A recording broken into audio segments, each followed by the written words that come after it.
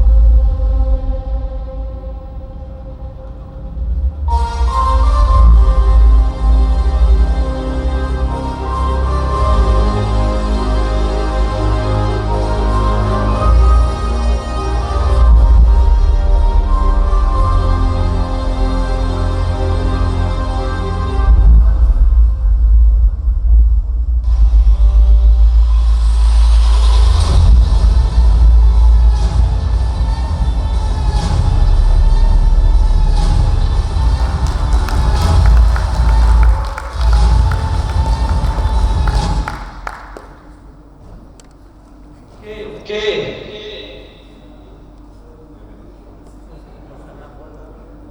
So can we have the director, producer, writer of this video on the stage, please? Who is there? Ambika.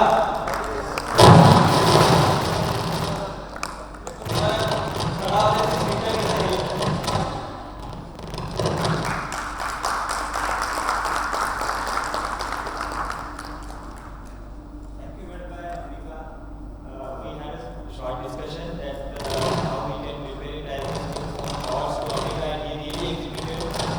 And thank you very much. And thank you, Daud, for inspiring him to have the background music. We were supposed to call air only for the background music, but finally we could manage with the background music because so thank you.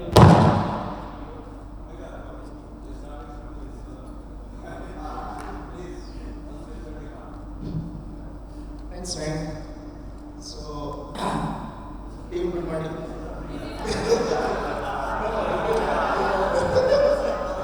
This is Ambika Prasad.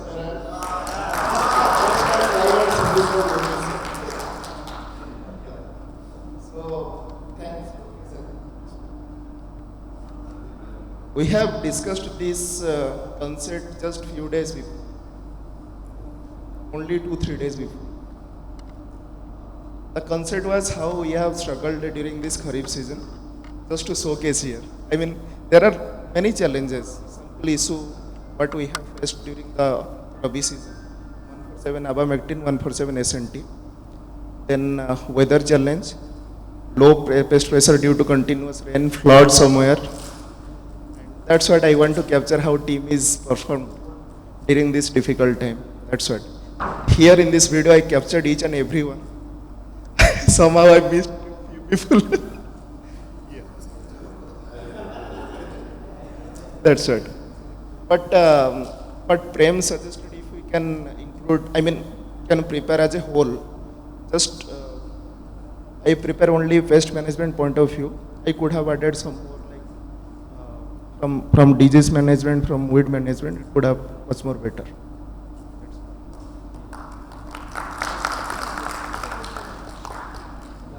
So one surprise for you, Ambika. Challenge Ambika. He is now star in the direction, editing and making. Okay, one challenge. Yes.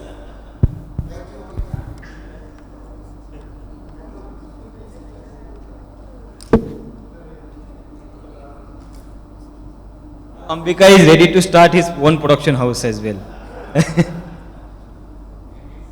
Ambika. Yeah, thank you. Okay, team. Now we will move to our next agenda. The idea is that I will be sharing some presentations from the Scout workshop, which will give us an outline where we are and what are those areas where we can still improve on it. There are some critical asks and we need to fulfill those. We are arranging for the Scout training because there are many new joinees now in our team, including Bangladesh as well. So maybe in the month of December we will plan a series of Scout training with our new joinees, and especially for ASM we will have separate training as well. But for the field team we will be having one refresher course wherein we will all cover all the basics, and our Scout key enablers will also play a big role over there in imparting the trainings to our new joinee as well.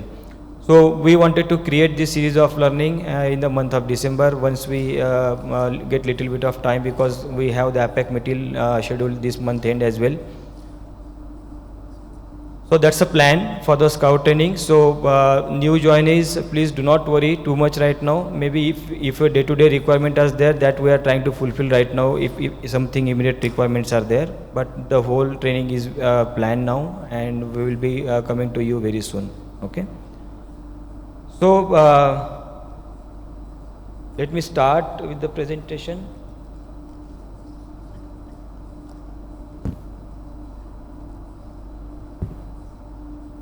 So new joinee, they must be just aware about these updates, need not to think too much on it, but please be aware about this one. Please be informed about these guidelines or the timelines what we are discussing here today. Okay.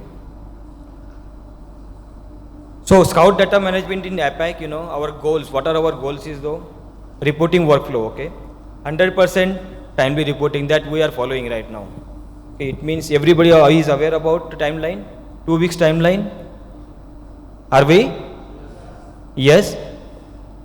So it means that after every assessment, 14 days is the time to put those assessment into the respective trials.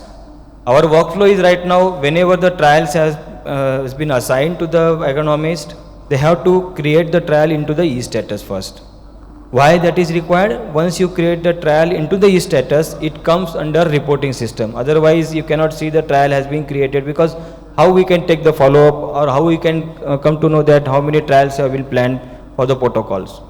So the number of protocols, trials mentioned into the protocol should match with the creation of the trial into the Scout.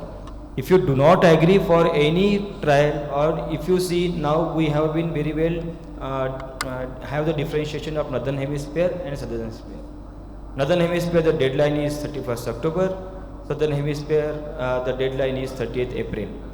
So whenever the trial proposals are coming to you, please feel free to accept or reject with the justified reason. If you are feeling that at your location particular trial cannot be completed before 31st October, please raise hand over there that this trial is possible but not in Northern Hemisphere, maybe in Southern Hemisphere. So we can have some mitigation measures and we can have some extra trial planning in Southern Hemisphere also. Because now there is a rule, without TD there would not be any protocol. Earlier what we used to do, we used to create one single protocol and just allot to you and this one. But now there is a clear-cut guidelines. One. Okay, just. Okay, thank you.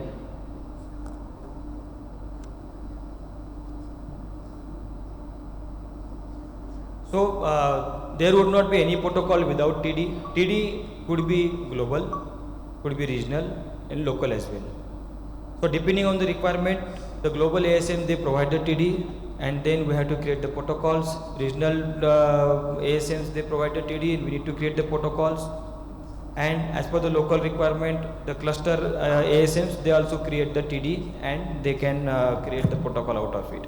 Now there are the TD completeness guidelines, there are protocol completeness guidelines. Like the trial completeness, as you are all aware about the trial quality parameters, all parameters we are fulfilling into the scout, you are getting some alerts, like the scout rules are there, study rules are there, correct? And you are getting alert for the required parameter and recommended parameters as well. So like that, there are TD completeness guideline and protocol completeness guidelines. So you will find lot of improvements in protocol quality as well.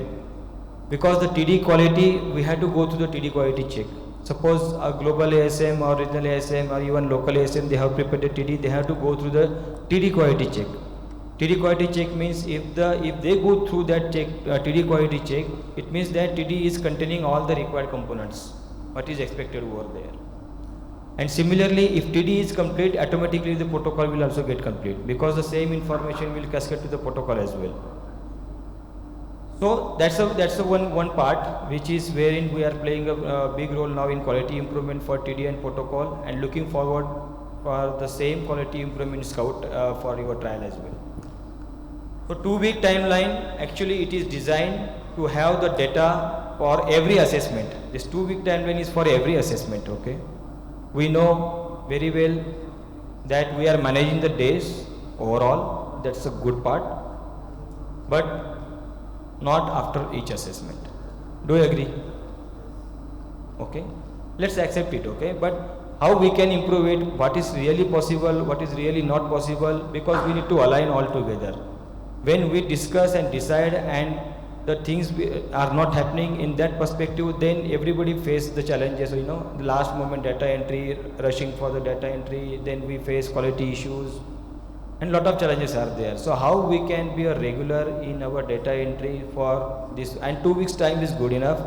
As we have discussed in our meeting several times, please have one dedicated scout day for yourself, which has to be decided by you depending on your own schedule, but please have that dedicated day, that will really help. And we have seen in the past, everybody feel very relaxed, and you get time to go through the data, to go to see what is there and what is not there. Once we have the confidence that the things are happening in such a way, then ASMs also get the confidence, okay, now the things are happening in such a way, it gives us the encouragement also. Because whenever you open the trial, something is missing, so that should not happen. And why? Because of the last moment rush, those things happens, okay. So we know, we appreciate all of you, we are doing fairly good job, first of all. These are the very, very critical improvement area. Please don't take me otherwise, in other way. These are the very, very critical improvement areas. We are doing excellent job. We are already 90 plus. But now we, as a team, we need to reach 100% as well, okay? Because this is the critical requirement. And as you know, we are talking about one FS, one team, data accessibility. People are really looking for the data. Yesterday you might have seen Yakim's slide was there, and how he was appreciating the global trial. What does it indicate? It indicates a lot of responsibility and accountability on our shoulder. Because the things are happening, they are seeing the value in it, okay? We have delivered those values. That's what the global team, they are looking at it, and they are expecting, and obviously expectations are such a thing which always keep on increasing, okay? So we need to deliver a quality data. We have got some feedback from global as well regarding the data quality. I have reached out to some of you as well for those improvements into the scout. And we don't want to open the scout once you submitted your trials into the AF status, because again that is increasing our days. So please take a pause before you making your trial into the AF status. Please make a pause for 10 to 15 minutes. Just go through it, whether I have completed everything, whether am I missing something over here, my data is aligned, data is exactly the same what I have recorded into the field. Because what's happening now, the data is also coming through EDC to you, okay? So how much time you are spending to go through that data, whether it is reflecting the field reality or not. Sometimes what happens, what we are seeing on the field and what we are looking at the data, some mismatch can happen over there. So how we can reduce that mismatch? We need to go through critically through our own data. We need to understand what exactly my trial is saying, how the treatments are behaving. So I will come to that points afterwards as well. So Lokesh, yeah, one quick comment. Though you are mentioning it is 21-22 goal, I think these are the key parameters which will remain for 2023 also. Yes, Correct? these are the basic parameters, these will not change. Yeah. Yeah. So we are doing well and we are improving significantly, but still there are lots to do. Especially we are facing the challenges of timely data entry and also some of the quality issues when data was entered in the scout. Sometimes there may be some mismatch in the field reality. So can anybody share what are the key challenges you face so that we can address together? Because these are the key parameters, and I always mention a trial is not complete yet until it is completed in Scout. So you may be doing the best quality trial in the field until and unless these are reported and reviewed and used for decision making, these trials will not create any value for the organization. That may be the best trial you are doing in the field. So that's why we'd like to hear from you guys what are the key challenges you face, because many times we miss the timeline and later on we are under pressure to perform and complete the data within the time, and that creates challenges for quality also. Sometimes we overlook some of the critical parameters which creates the value proposition, what should come from the trial are not reflected in Scout. So can anybody wants to comment on that? What are the key challenges, how we can address together? Yeah. So Parthaji, that one thing, whenever we are, sometimes we enter the data and we feel that it's 100% after we enter the data in Scout. That's you mentioned, right? So after completion of the data, maybe some application code is missing or some minor point will be missing, and later if we conducted some trials in March and now if we are need to need to check some things there, and later that we have to put in our status. So in that case also the Scout days may extend. So maybe is there some scope to work in that area or what? Any comment? Vinay, So what you would be doing to avoid that? Yeah.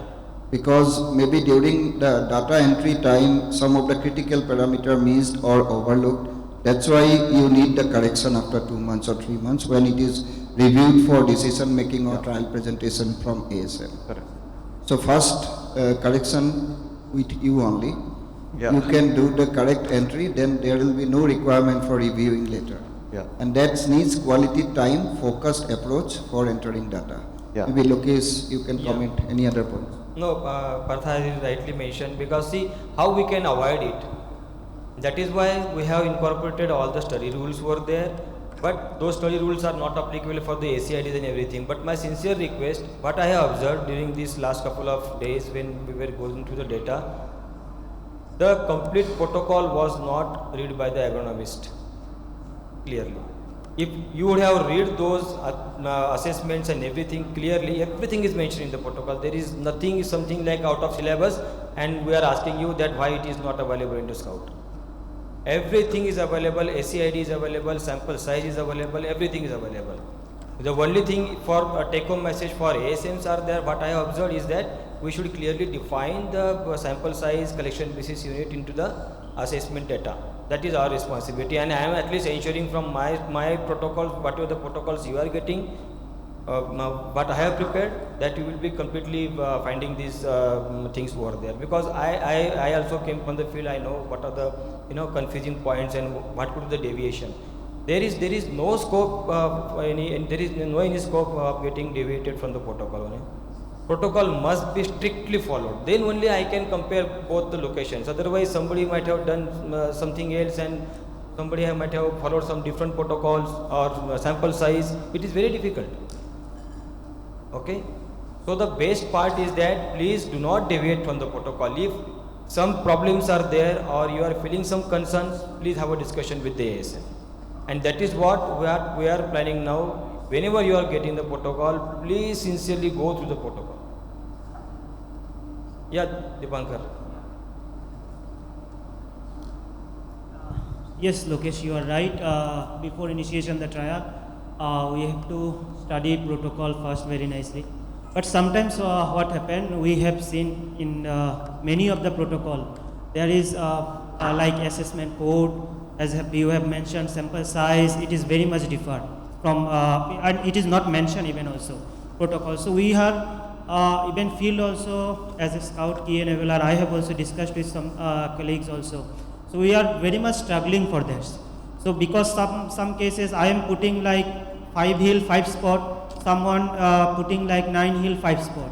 So this is very much data deviation when you will go for the data extraction. So one point is that if we, in protocol, if we create everything and if we insert everything from our side or from ASM sides, then that will be very much helpful for further actually. Yeah, Dipankar, that's what I mentioned. We are ensuring from our side now, henceforth, okay. But there is one thing, it is not like that it was not mentioned in the protocol. If you go to the application and description, you will find everything, okay. You will find everything, all the sample size. Only the thing is that it is not mentioned into the assessment data part, okay. The sample size, unit collection basis, it should mention over there, but it was not mentioned. But in application description, everything is mentioned. Do you agree? How to collect a sample, from which part, everything is mentioned in application description.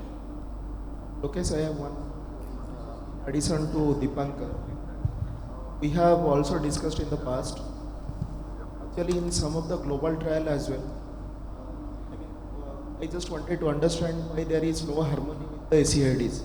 First of all, one of the Thrips trial, you very well known, it was asked to take data from 10 plant the Thrips count, which was not possible actually. One more thing is, in case of many targets, in some protocols we have asked to collect the data from different targets.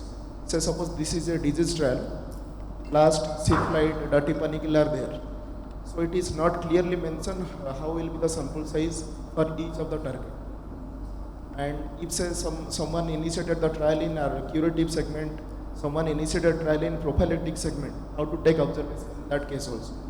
So in these points we need clarity as well. Sure. Ambika, thanks for highlighting.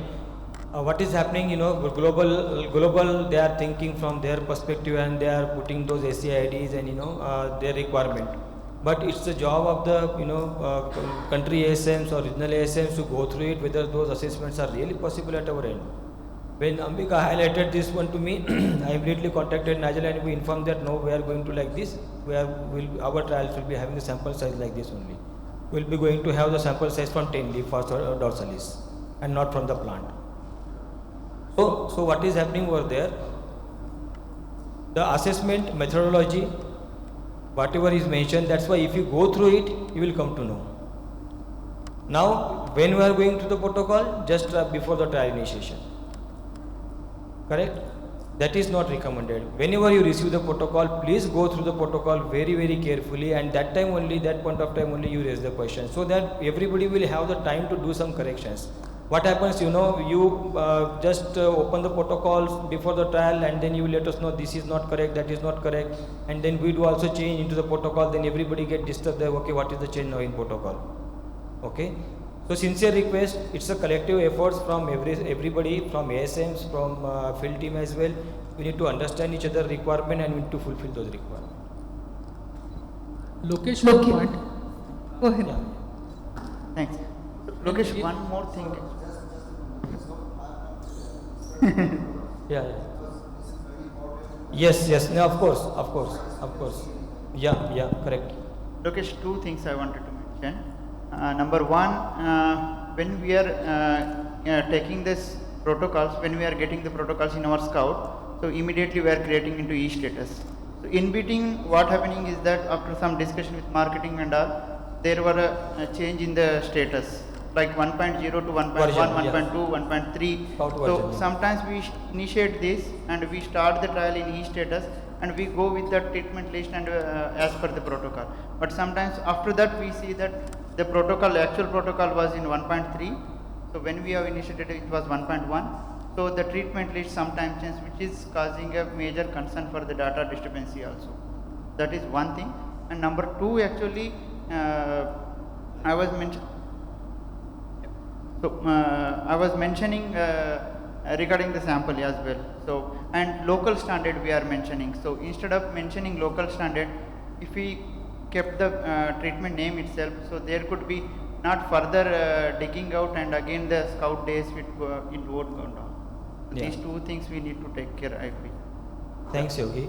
Coming to your first question, which was Vijay? Huh?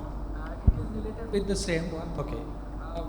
When we are preparing the protocol in the scout and to have the uniformity in assessment parameters.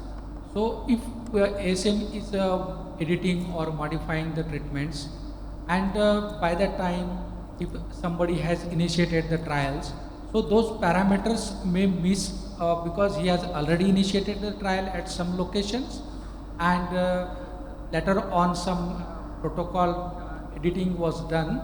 So those parameters definitely skip from the assessment perspective. So we should not change the protocol once it is in the scout. If it is going to change, it has to be proactively informed to the all field development manager that these are the changes we made. If somebody has initiated the trial, so in case possible we can allot one more number of trials if the trial window has not gone. So to harmonize all the things across the geography, it is very much important to have the uniform protocol across the location, and in between it should not try to minimize the changes. Sure. Thanks, Vijay. Okay, let me answer your question. So, first of all, we are answer to karne do Anudip. Otherwise, I will forget the questions. Yeah. Okay. So the first thing is thanks for highlighting Yogi Vijay for these concerns. Let me share with you. Generally, we are not changing the protocols unless it is very business critical. Okay. See what's happening. India is a so diverse country, and we have different opportunities at different places. Suppose we have created one protocol, and few of our colleagues has initiated some trials, and through VFTs or through discussion, if we come to notice that okay, these such treatments are not working, there is no use of continuing those protocols or those treatments for the rest of the another 10 trials. Okay. So at that point, maybe it's something business critical or something new market standard really feel that okay, this should be there. Like this year we have requested please include exponents and gracia. You see what value you have generated within just 2 or 3 months. Just with because when Tara has created that protocol, that time these molecules were not available in the market. But in the month of June, then we realized that these molecules are available. Let's include it in our trials. So then I sent you all the emails that please include wherever the lab trials are there. Please include exponents and gracia. We have included, and today we have huge data with us. We can see how these products are performing. Otherwise, we would have to wait for the next year to see the performance of these molecules compared to our treatments. Okay. So first of all, Yogi, it's not happening frequently. If we have to change, it is almost business critical. Then only we are taking a decision that this change in the treatment is required, and all the changes are very well mentioned into the change description. Whenever you are getting the trial, suppose I am editing the protocol. All the concerned people who are there, who are there in the site and design, are getting in the information that this trial has been updated. What is updated, that description will be also available. On which date the description has changed, that is also available.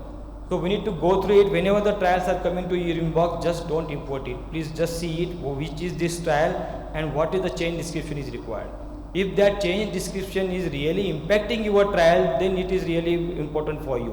What you can do, you can suppose now, I have, see what will change, only the treatments may change. Nothing else, because targets would be almost same, and target you can add from your side as well. That is not fixed, okay. Suppose I want a data for thrips and you are also providing for rapids, that's up to you. But thrips is there already incorporated. Targets are not going to change. At the most what will change, the dose maybe for some of the treatments, or maybe some new treatments would be introduced over there. But that is informed over there, okay. And we also know, ASMs will be also aware that okay, my 3 trials are happening with this standard and 2 trials are happening with this new change in the treatment. So we are also aware about that. There is no any problem. Problem when it comes and you ask about local standards, okay. So already you might have seen this year in the protocol, there are standards, market standards are there. Why we have introduced local standards? Because each and every geography, the local standards used and their dose rates are different. This was a question from marketing. We wanted to see because there is a difference in market standard as well in the recommended dose and the actual practical what dose they are using. Suppose you take an example of spinoteram, 54 gram here is the recommended dose, but do you think 54 gram is being used by the farmer everywhere? No. So what we have given the option to you, local standard, it means in your geography, suppose you are conducting a trial for whitefly and you feel that this is the most relevant local standard for me in this crop if I are doing the trial for whitefly. Please take that local dose, please take that local standard and do mention it into the scout. This year it was a big missing part from our side. We have just given a local because I cannot mention 10 different treatments over there, right? Do you think it is possible as a local standard? But you can easily incorporate into your trial that what the local standard and what was the dose used. So if you mention it to the, because what will happen with this one single change, we will have a lot of impact. Okay, we will be having, because tomorrow marketing asking, okay, we don't want comparison with 54 grams spinoteram. Actually, it is only 30 gram of spinoteram is being used in that particular crop. Do we have any comparison with that? Because practically that is over there. Now we are showcasing over here, okay, we are significantly superior. But maybe the dose is already low dose they are using and that is at par with our treatment. So that was the idea to introduce this local standard. So please try to understand this concept of local standard. Already the market standards are there. You open any protocol, there is nothing like that. Market standards are not mentioned and only local standards are mentioned. Market standards, what I am aspiring for is already there. Like delegate is there, Exponent is there, Gracia is there, whatever we feel. But please use the local standard wherever you feel from your respective geographies. There are lot of variation in the local standard, use pattern, dose rates and everything. Okay? Perfectly fine. And coming to Vijay, your question, we are generally not changing the protocols unless it is a business critical or we want to have some treatment evaluation maybe requested by global or region or country marketing by looking at the performances in the market. There are many products, and this year we were really proactive. Do you agree? We have already included fluparimine, we have already included Exponus, Gracia in our all trials, and we have the huge data available with us now. And it was really appreciated by Dinesh also in APAC. He was really very happy to see the fluparimine performance because nowhere it was available. So these kind of things, if it is there, we are taking, first of all, yes, it's the first call of ASM for the completeness of the protocol. ASM should own the responsibility for the completeness of the protocol and to give the best clarity in the protocol as much as possible. Something would be required additional, so, and that is why we are also giving a separate communication. You might have noticed all the communication with the versions available. Okay, this is the latest version available. Please check with your respective systems that you are initiating the trial with the same version. But my sincere request, everything is possible. Please give a little bit of time to yourself to go to the available protocols. Just read the protocols, ACIDs and everything. Even after doing such a trials for a long time, I could still show there are many trials which are clearly deviating from the assessments what we are expecting in the protocol. Sample size, why sample size has changed? There is no scope of changing the sample size. Please do not change anything for the scout. If at your particular location something is not possible or if you are facing some difficulty for assessment, please discuss. But please do not change anything. Okay? Sincere request, do not change anything. Yeah?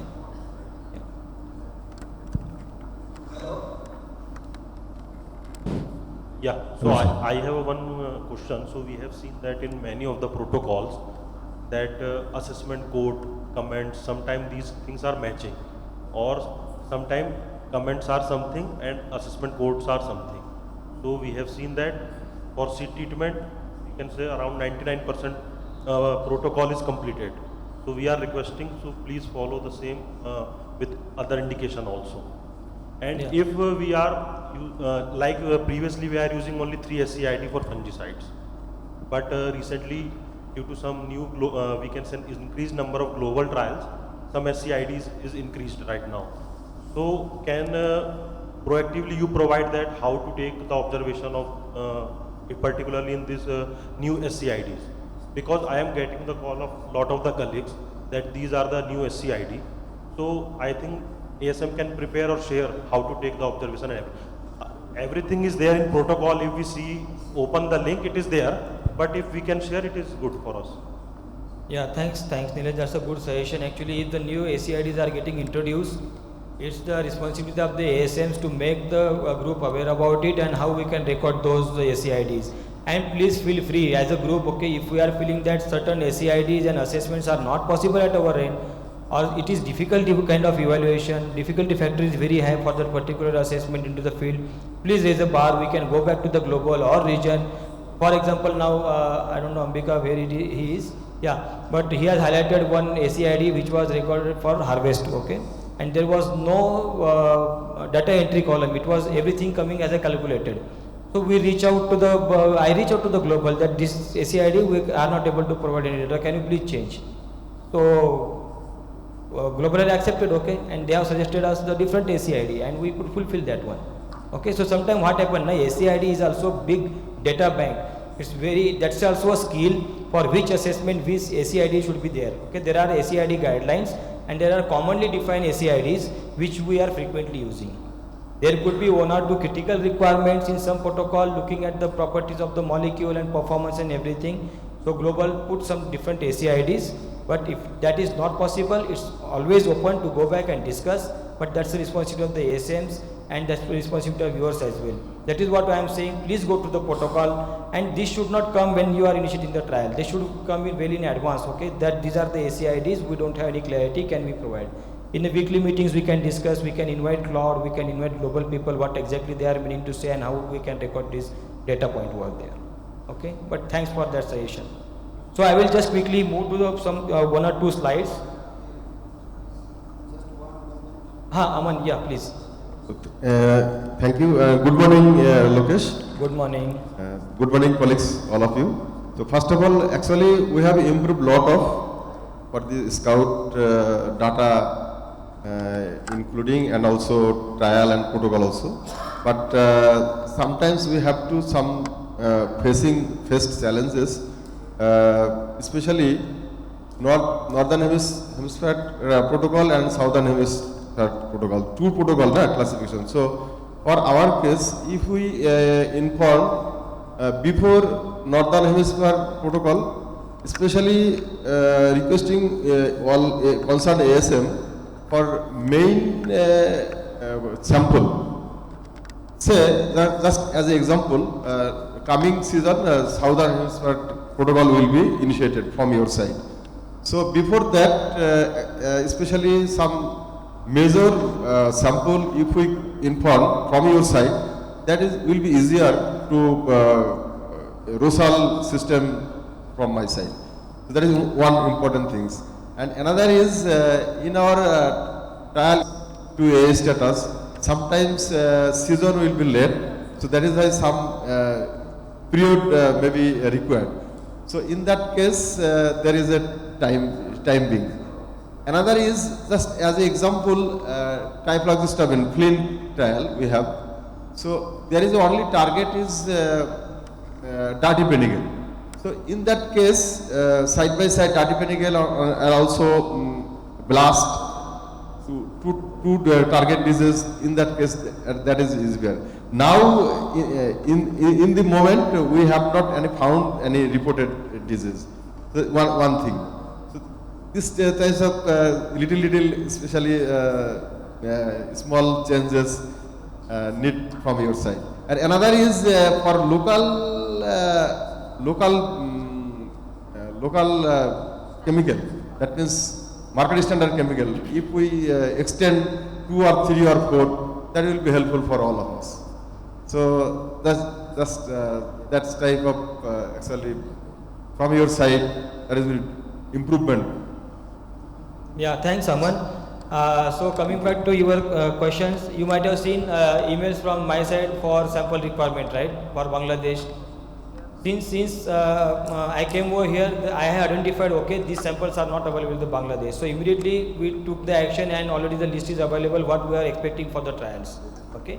So my sincere request to Pradeep and Prem as well, please be proactive for the samples requirement in Bangladesh.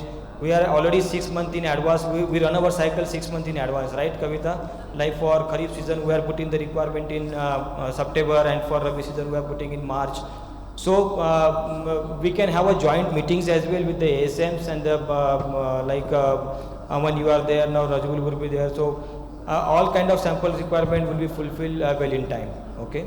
And regarding the targets and everything what you were mentioning, so additional targets we are not discouraging. If you are having some additional targets and sad observation, we always encourage to incorporate those targets and record your observation. My sincere request only is, please do not deviate from the protocol. If you are deviating from the protocol, then the entire objective is getting diluted. Exactly. For country perspective, we have not significant actually requirement for the customer, especially data medical. So in that case, I also suggested to people. So your requirement is also blast and sheath blight. This is a major concern for the customer. So in that case, we have to collect this data and wait for this. Yes, Aman, nobody stops. That's what I mentioned. Okay. Apart from the main target, nobody is stopping you to add some additional target over there. Okay.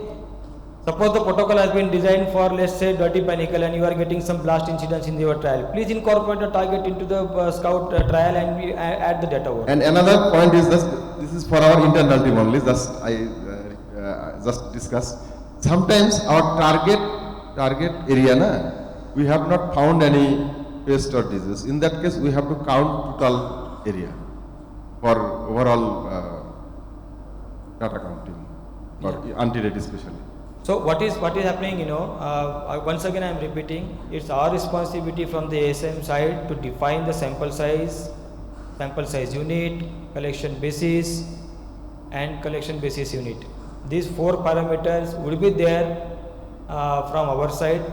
For herbicide, we do not say that much of challenge because almost everything is one plot, okay. Herbicide is from one plot and 1 meter square that our weed count is there. So no much challenge, but still Pradeep, it would be good to mention over there so that it will be clear, okay. It is already there in the application and description, but people want it to in the assessment data table as well. If we put it from our side, then it could be there, yeah. From my side, I am ensuring, and you might have seen in the recent protocols what you have seen for this one. I think 99% protocol I have mentioned it over there. Yeah.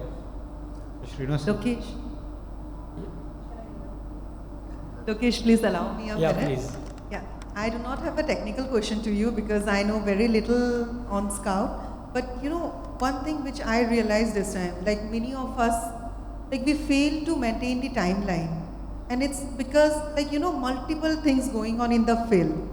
And as Partha said, we need to give quality time to Scout, right? And we in a way fail to do so.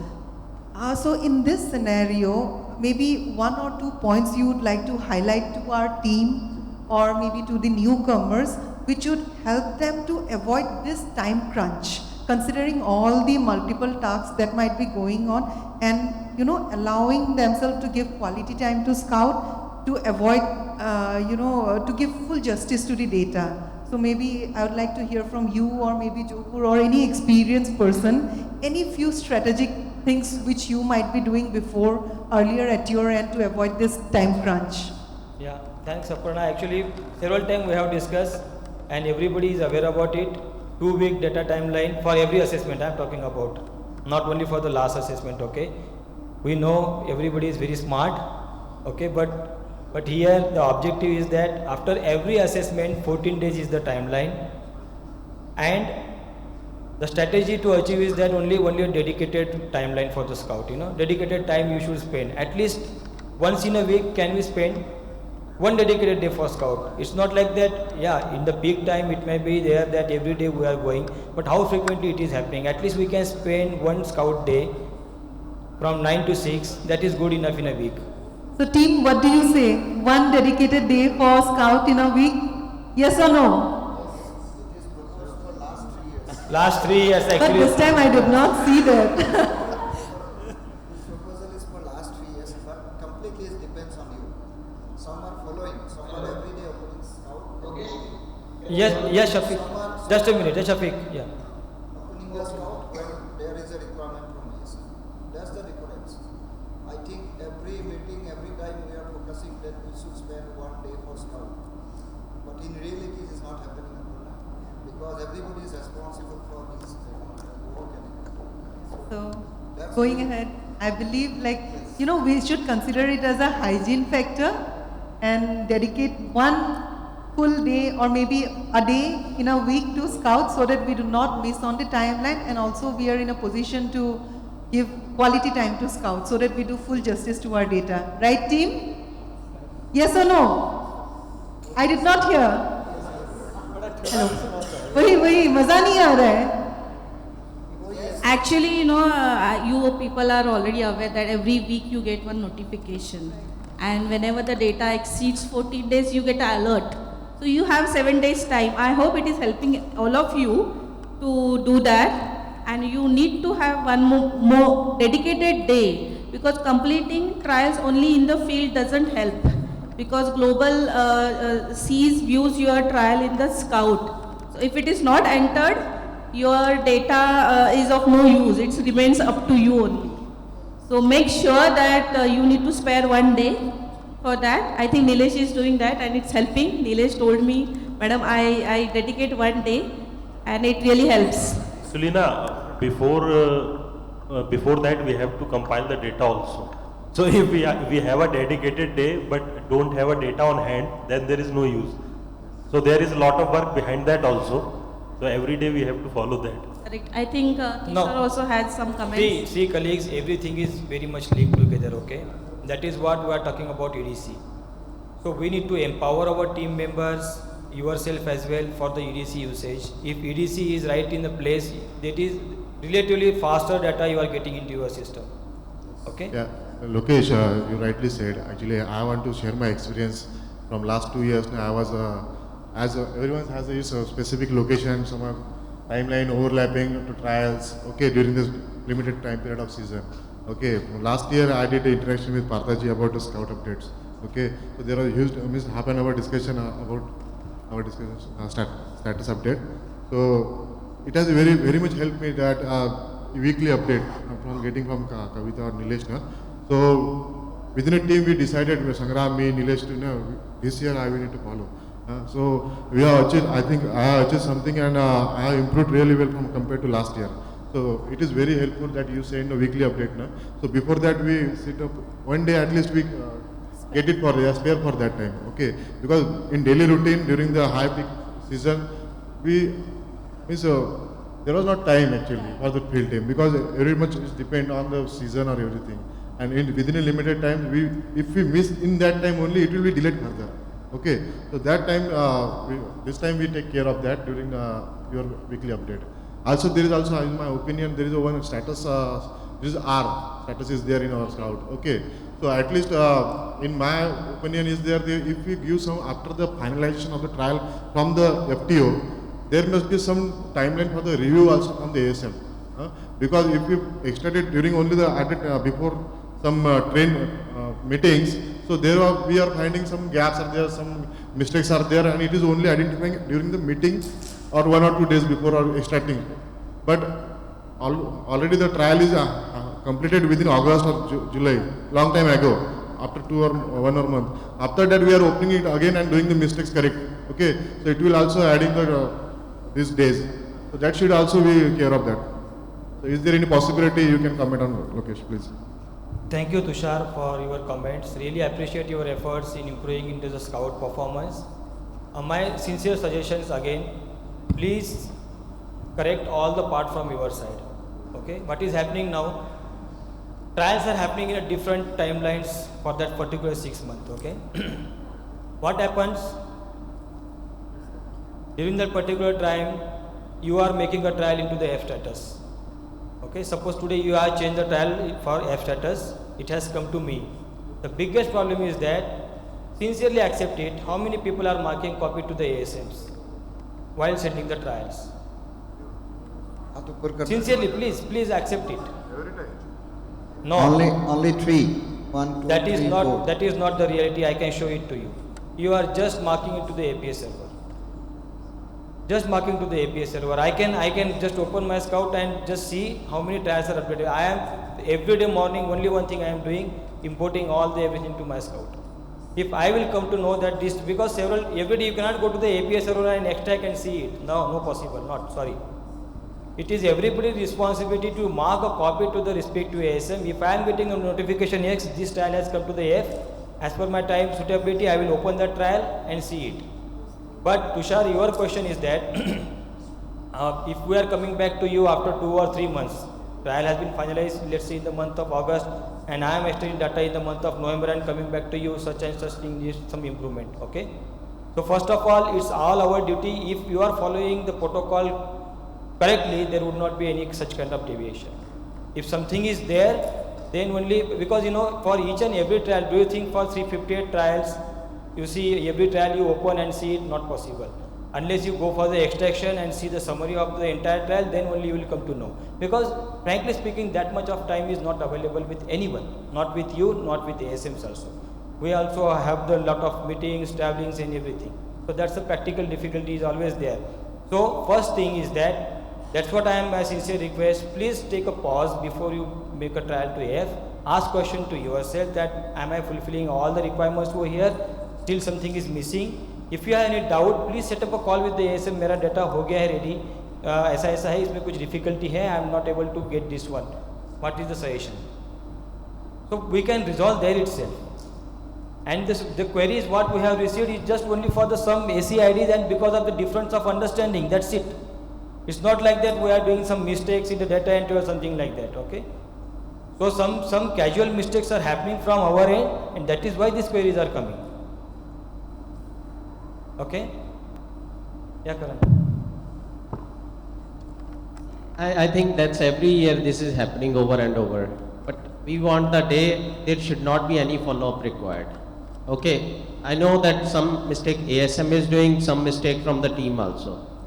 But we are ready to correct all the mistake from our side. I think we all should commit for this year and there should not be any follow-up. And wherever you feel that, because at the last moment you are putting all the trial entries. At the last moment I know some mistakes will happen. We want to see a correct trend, but that will be a different in the last moment. But the right option is there should not be any follow-up for the scout entry in future. That way I think if we can stop the follow-up in between and we could see the day increase, how much the day increase was there. Yes. And that is what we again asked Kavita to go for the regular follow-up weekly basis. And Aparna, if you check the emails from the Kavita, we have 1 days after last assessment and days after last update. So you will get over there the color code over there. So it is expected that within 7 days it should be updated. Even somebody is missing in 1 week, at the most he can go in the next week, still he can manage within 14 days. So 14 days is a good enough time, provided I know the practical difficulties are there. What are the practical difficulties? Somewhere EDCs are not working. See, please take the ownership, respective all managers, please take the respective managers ownership of this EDC. It must be there. We do not have option now. We all have agreed, we have all seen the benefits of the EDC, and EDC is must. Our former scout key user is also joining over here. He can also share his experiences. Ratish? Yes. So, sincere request to everyone, please, because we have seen now we have the support like Nilesh is the lead for scout user and Dipankar is also supporting him. We have prepared one dashboard for the EDC, okay? So I asked Nilesh and Dipankar to please keep this dashboard updated. But some field officer is leaving, somebody joining new, whose responsibility is to inform that this is the Yahoo mail ID, please provide the EDC access to my field officer. Why we are tolerating that EDC is not working and that is perfectly fine with us? That is why I am mentioning everything is linked together. If EDC is available, please empower your people to use the EDC. It will take relatively less time to have the data into your system. If the data is available into your system, you will have sufficient time to go through it and put it into the scout. So everything is linked. If you miss this link, then it will be difficult. So first ask question to ourselves only, are we doing a really fair job? What is expected and what is the process? Are we following this process? It is very simple. If you are following this process, I can guarantee you that there would not be any variation or deviation less than 0.5%. In some special cases, still it may be there, but these are the broader or larger, views where we can still resolve these issues rightly. And whenever you are getting, how many times I have the really concern, how many times we are opening the emails what we are getting from Kavita. That where is my status exactly? And if you are opening the mail, why don't you feel a concern that why my days are increasing over here? What is the justified reason? And Lokesh, this weekly update will not continue forever. It's Yes. for your benefit. So when our success comes, when we stop doing that, when Nilesh, Dipankar, myself feel now there is no need of further follow-up, everything is correctly going on, everyone is doing right entry on right time. So when we stop doing that, is the real success. So it's up to you, take individual responsibility of that. Exactly. Scouts should be part of our ecosystem. There should not be Karan, me, Lokesh, Kavita, Nilesh, Dipankar, Ratish. So all are pushing. So that's not the requirement. This is a part of ecosystem. It should be by default. Correct. Yeah. We should not spend even discussing this topic for 1.5 hours. Correct. That is the expectation. We can discuss about how we can use new tools which is available in Scout. And we But can just we are help, still- we can just help them. We are just struggling with what we are supposed to do, the minimum one. We are not even talking about how we can do easy graph, how we can use Scout assessment, how you can evaluate your trial quality, because we are not there to discuss this kind of thing. My expectation is that no leads, me or no SM should follow up for Scout. They should only discuss how we can improve our quality. But this is not happening because maybe somewhere, somehow we may not be prioritizing it. Despite of continuous request, we feel that Scout ठीक है, meeting के पहले कर देंगे complete, or maybe final assessment के time कर देंगे. That time you are having 10 numbers of trials instead of doing one trial, and you are doing marathon way. So sometimes the mistakes bounds to happen if you are not focusing quality time on Scout. So one day dedicated Scout we have discussed for last 3-4 years. 3 Scout key users have changed, but still that is not reflecting. So we need to be very critical this time. And since this would be the last 2 years before velocity comes, once velocity comes, we do not have this scope of rectification. Everything will go automatically to the server. Correct. And we'll be in a very challenging situation if we do not imbibe this practice for real-time data entry. Yeah. Thanks, Please Partha, be for prepared for highlighting. this Yeah. digital Yeah. transformation. Otherwise, days will be very challenging. If we will not manage Scout, velocity will be really tough. Thanks, Partha, for highlighting this. Actually, you rightly mentioned we need to imbibe this practice of having a regular data entry into the Scout. Right now, we are doing partially manual, partially with the help of EDC. But if we are not regular in putting the data into the Scout, really big, and the expectations have increased a lot now. The global is having the access. Once they visit the VFT, I can tell you, yesterday you might have noticed how Joachim was reading the count of the leaf for different insects. These global colleagues, they are very, very serious. You can see there a VFT notebook. Joachim is carrying with him the VFT notebook. Whenever he is visiting the VFT, he is having the date, who is the manager presenting, what is that location, and he can give you the summary before you can leave from the field after VFT. That much of fast these guys are. So they are very, very sincere, and please, we need to also match the speed by providing these all required inputs. Okay. I think to build trust, it always takes a lot of time. I'll give you one example here. You know, whatever the data you are entering in the Scout, Global is seeing everything actually. What happened earlier times, there was one trial actually of nematicide trial. And Global ASM has seen the trial and there was some problem in that trial actually. Then they have made the perception that something is different going on in India. But finally they have visited India and they have seen all the trial and things were quite actually, they were satisfied with the results.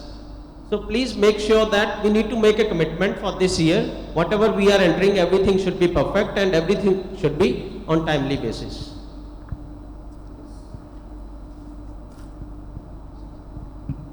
This is the key job actually we are doing. Whatever we are doing, trial, selecting right field, right based, everything are leading to this final point, that is data bank for the organization. So if you are not providing correct data bank for the organization, that is the biggest mistake we are doing, and our all efforts which we are doing, excellent VFT, excellent trials in the field, sweating in the field and working from morning to evening, all will not bring any value to the organization if those are not reflected in Scout on time. It's not about trial is completed March, data is coming in June because meeting will be in September, so 3 months nothing is there because decisions are taken every day. Every day, yes. It's not like that only November this time we are looking at your trials. Whenever trial is completed, all global, regional, all ASMs are looking into it. There are multiple meetings happens in between, where if your trials are reflected in Scout, that can be used for critical decision making. But I would just like to show one example over here. Okay. Karan, you might be remembering this email, okay? It was just, you can see we have completed the VFT and within couple of minutes we have received the email from Yakim. Okay, what he is saying, since Dinesh was not there in that VFT, you can see the comments over here.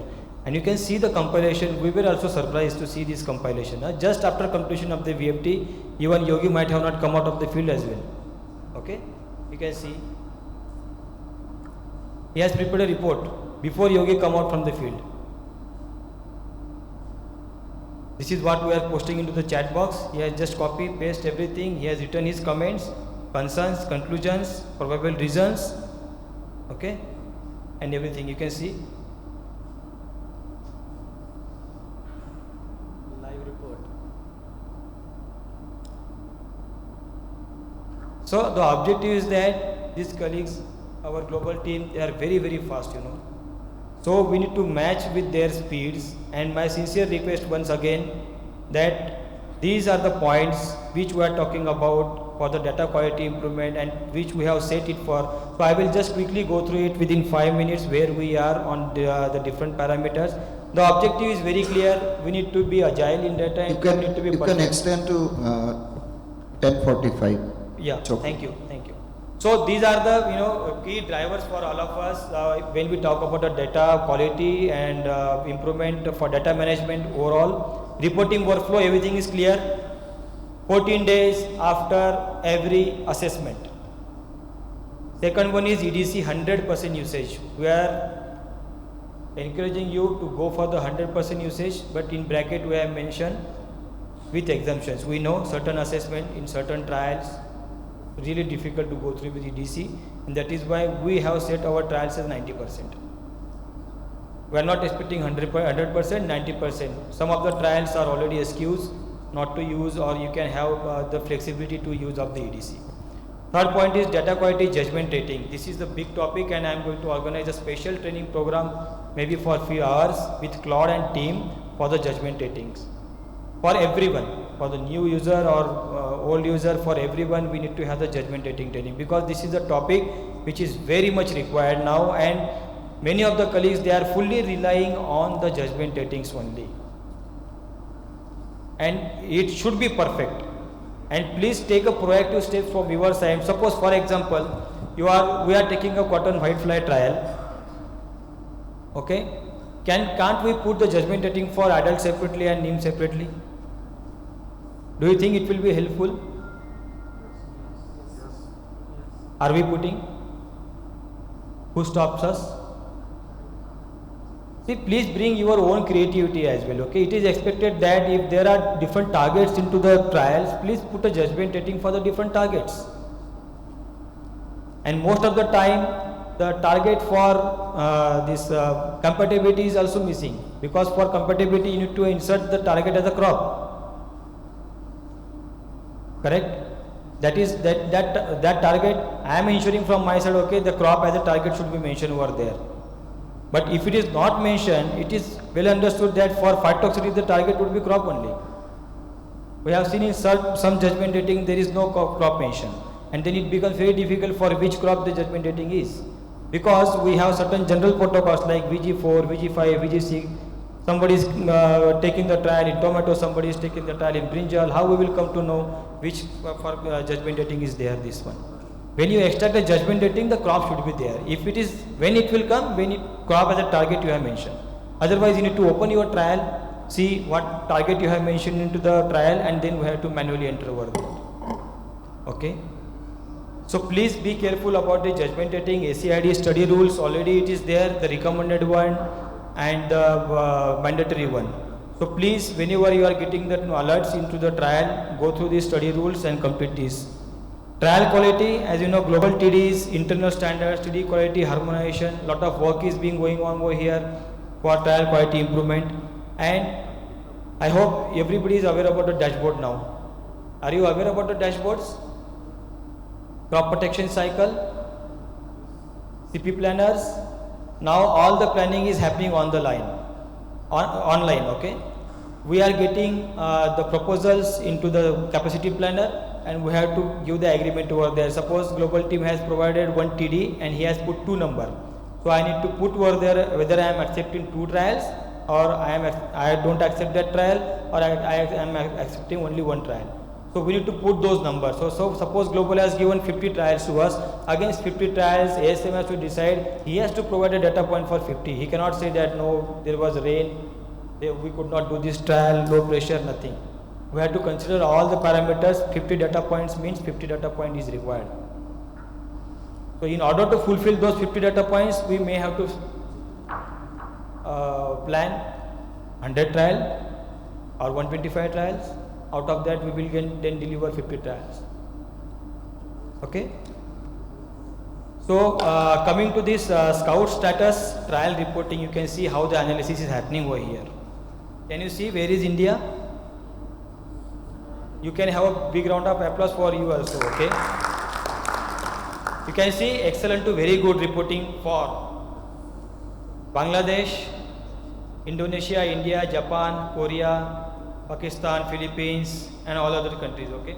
So this is all about, you can see how the days are getting monitored over there. This was for the last year trials, this is not for 2022, it is for 2021, okay? So how the trials are getting completed, how many trials allotted, how many trials are getting completed into the scout. So everything through scout is getting monitored. There is a APAC data management dedicated team. They are doing this job and they are observing everything, how our trials are getting reported, when the trials are getting initiated. Okay.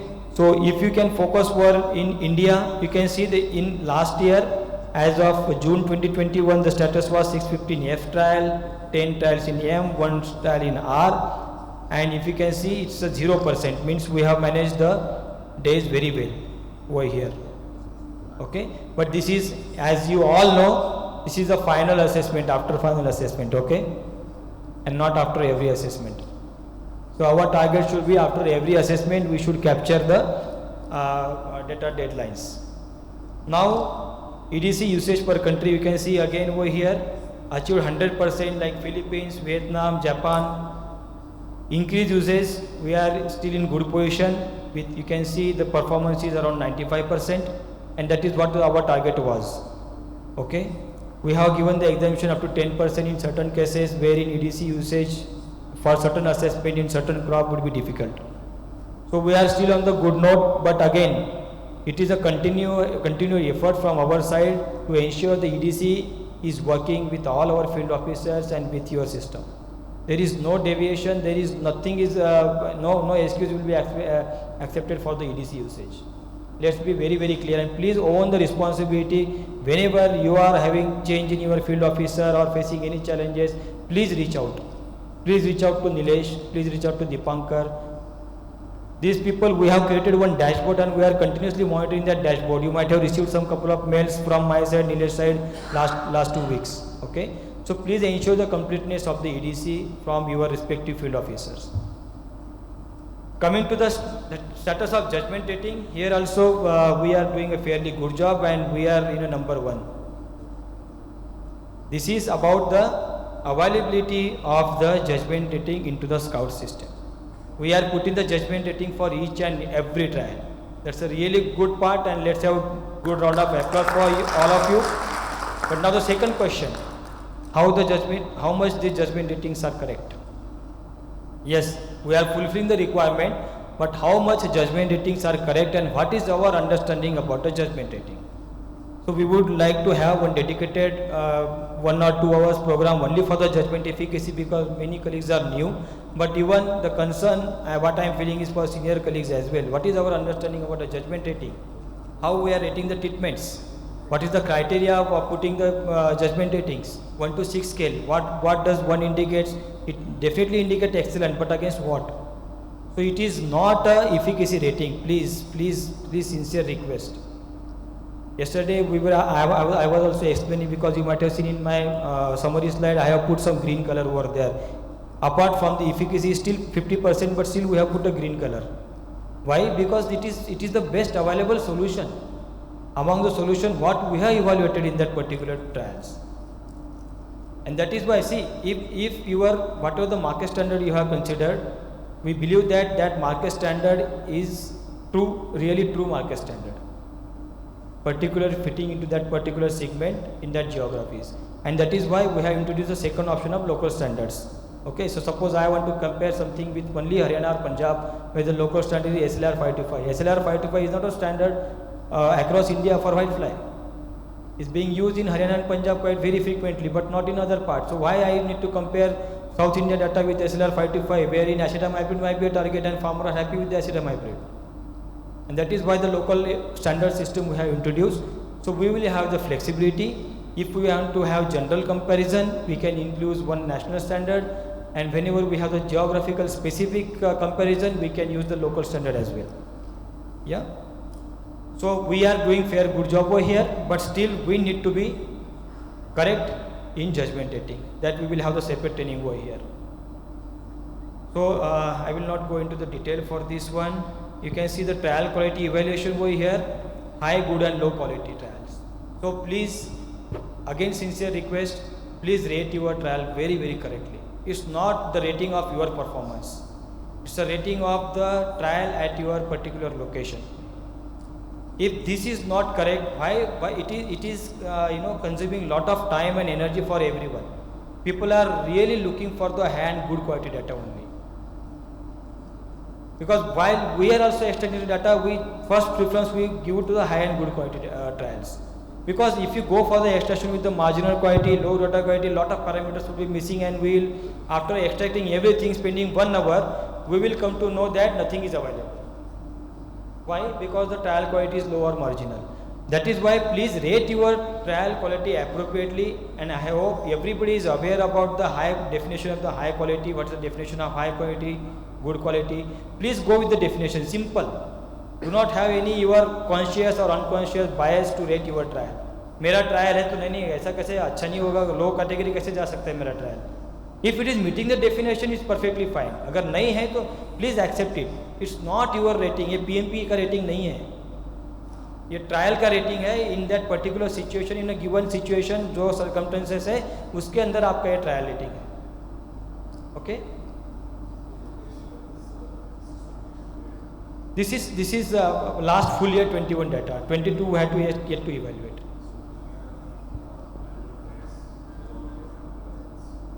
Yes, we can do that.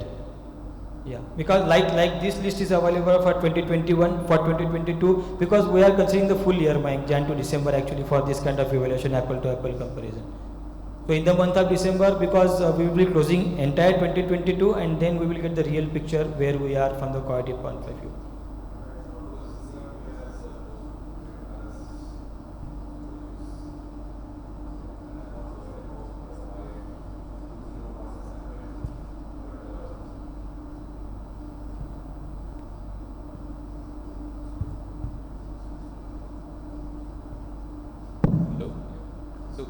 Yeah, 59 plus 33 plus 8. Yeah. Trials are gone. I know there can be natural reasons beyond our control also. But that's a decent number. Yeah. The trials into at least days, 300 days have gone waste. How do we ensure don't hit that? First 22, how does it look like 22? How do we ensure we are improving? Those things are important. Yeah. So we will all have to aspire for high and good quality. Yes. But that does not mean we just for the sake of it, even if we feel it is low, we are pushing higher bucket. Yeah. So that's a concern, team. See, having these low quality trials, but that this is also a question about efficiency, Mike. How much efficient we are to have ensure our trials should be in high to good quality. It all depends on the initiation part, the locality or geographies which we are selecting, how we are increasing the probability of getting our trial into the high quality. Like for weed management, like for pest management. Pest management, there are very rare chance of getting trial into the low quality unless it is getting disturbed by natural things. Suppose we have initiated a trial, but if the justified reason is there, we do not have any problem. It is not like that the trial cannot be in a low quality. But how we can increase the probability of getting our trial into the high quality, that we should look forward. No entry is a crime. Those 8 trials, somebody has actually done a big crime. Yes. So this was the update, and just 1 second I will another slide about our definitions.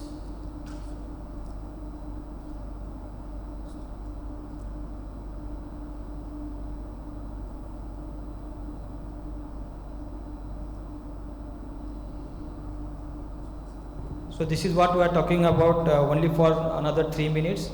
Trial quality.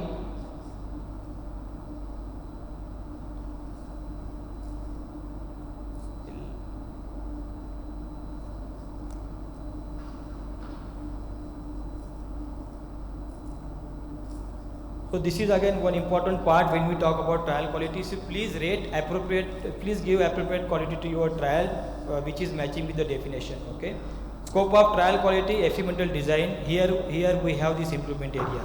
Do we agree, everyone? Can you guarantee that exactly the fully randomized field layout is also reflecting into the scout? I can show you everybody's number randomization. Can you evaluate yourself on 1 to 10 scale basis? 10 is excellent, where you are in terms of randomization. We know everybody is doing the full randomization into the in the field now, but that same thing is reflecting in scout map. Unless it is not reflecting into the scout map, your trial is not fully randomized, and that's a big concern. We have got a list of trials for 2022 itself, and Partha, we need to take a decision how we are going to change those trials now. We need to take some special permissions. How? Because quite huge number of trials where we are clearly missing this randomization and inclusion of UTC as a control. Scout as such or in the field also? No, we have not missed in the field, that is for sure, but in scout. Okay. And those 44 trials can impact our days significantly. If we open those trials for this correction, definitely those trials are going to impact our data entry deadlines. Okay, but otherwise they are waste. We don't do that correction, right? It's not waste, but our rating will come down when the next year, when it will be a comparison, what I will show you No, this. my question is those 24 trials. 44. 44, if we don't do randomization, those changes, can I still use them for analysis? Yes, we can use them for analysis, but as a data quality, data management point of view, Claude will highlight these trials everywhere. Got. Now having known, let's resolve it, but my worry is why not? Was it possible to get that done? No, it is there, it is just, that's what I am saying. Please take a pause before you make a trial to F. It is just oversightness, nothing else. It is not like that we are not aware about it. We have discussed, I still believe Ratish has given one day training for this randomizations and everything, okay? So please take care of this, and yeah.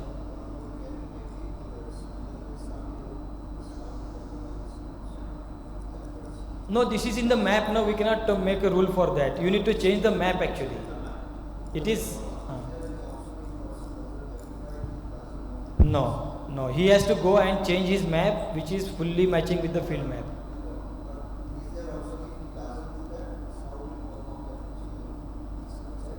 No, at this moment it is not like that, yeah.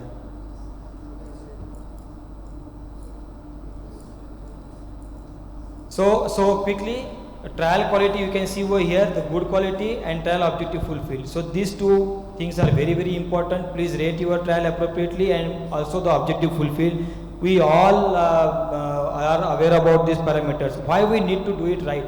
If we don't do it, this is helping us the data analysis and summaries, okay? Because when is a larger set of data, can you imagine another 10 trial, 15 trials with one protocol? And if this is not available, how the ASM will take a decision which trial to extend and which to not? It's really, I will give now next time na Partha, we will give some projects to our field agronomists as well. Let them extract the data for that particular project. Let's have experience on it as it is and just identify. And I will invite Nilesh also, because he was also a part of it, and Karan also a part of it for certain extraction and how much we were struggling it. And Zahur can also inform, yeah, because Zahur was also involved. So every time we used to call the people, what is this, what is that, why we need to call? If everything is available into the Scout and all the system is available, why we need to call it? And please again don't take it personally. I have seen, we have taken it personally कि मेरा trial low quality में नहीं हो सकता है. We don't accept it कि मेरा trial, आप just go through the definition ना. If you are fulfilling the definition, you have to accept it कि yes, it's a low quality. आपका 7 days के बाद population down जा रहा है, तो कहाँ जाएगा आपका trial quality? Can we use that data? Efforts are highly appreciated, but please don't mislead. Actually, what is happening, because of these two words, good and high quality, people are getting confused. And then there is a question mark. Okay, then why the question mark is coming? We don't know how to rate our trials. We don't know how to rate our trials. This is the feedback what we have get, that we don't know. And Claude was asking me, Lokesh, can I help your agronomist to understand little bit on it?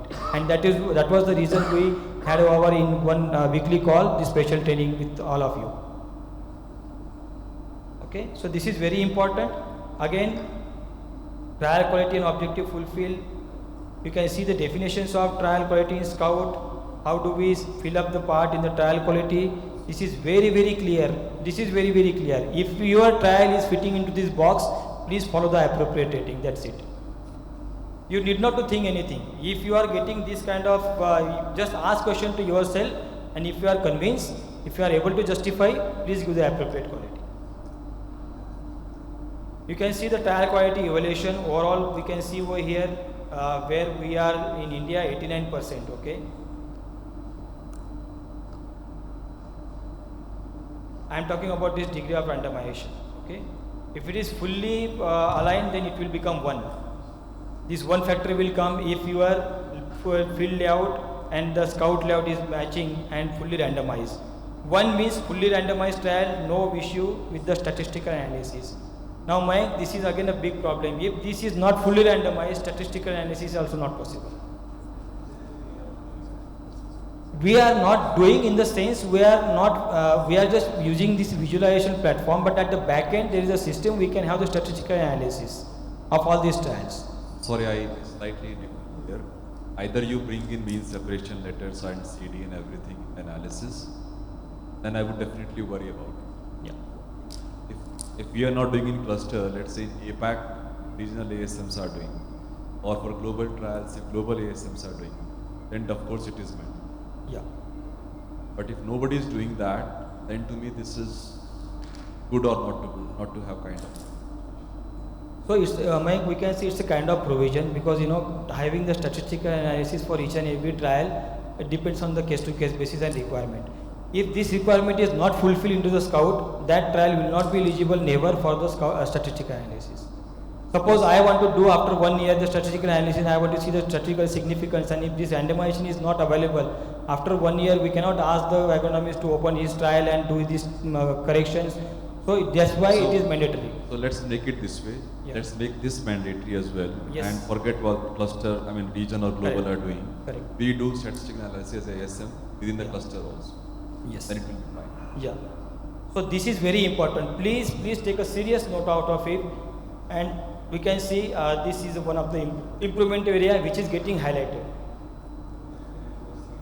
Yes, now completed. And one more last point is that is our inclusion of the untreated control in site and design included. Please mention untreated control over there. I can just show you quickly a list what we have received from cloud. You can see how many trials of yours are there. Can you see the list? These are the trials where the degree of randomization is missing. Sorry, this is for location of control. You can see this degree of randomization. If I put over here less than 1, everything. Okay. See, all these trials are missing the degree of randomization.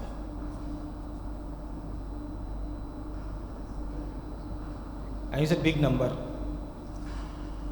It's a big number.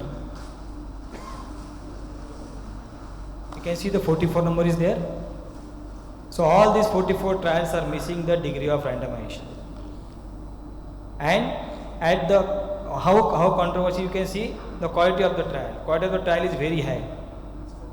Now if you see all these high quality trials, at least if I put a filter for high quality trials, you can see this many of trials, in spite of having high quality, they are missing on the degree of randomization. So please take a serious note of these two parts. One is degree of randomization and inclusion of location of control into the system.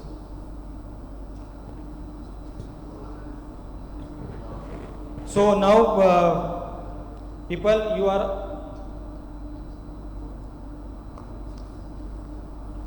so I would like to invite as a Scout key user, I am really getting a great support from our key enablers. I would like to invite Nilesh, Kavita,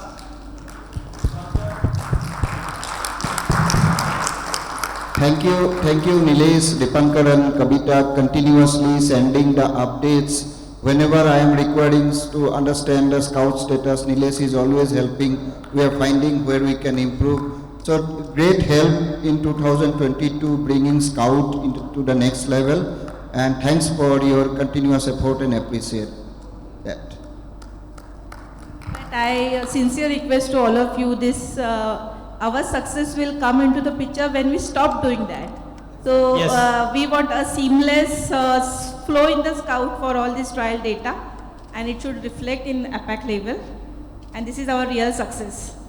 And this is the only digital tool we have in this today's digitalization, and make use of this tool to the fullest. The expectation is that 2023, these guys will not spend time on reviewing and sending the updates that your trials are crossing 14 days or 15 days, whatever. They will spend more time on how we can improve the different tools which are available in Scout we are not using and utilizing. There are a lot of easy tools which can make your data more relevant and easily understandable to the colleagues. So we'll be doing that, and hopefully that you will be all will be contributing towards that only. Thank you Nilesh, thank you Dipankar, thank you Kavita for all your support. Thank you very much. Thank you. Sorry for again assembling into the hall at 11 a.m. After 10 minutes. We are about to Go into day 3, I think. Yeah, please give us 1 minute to settle down in the room.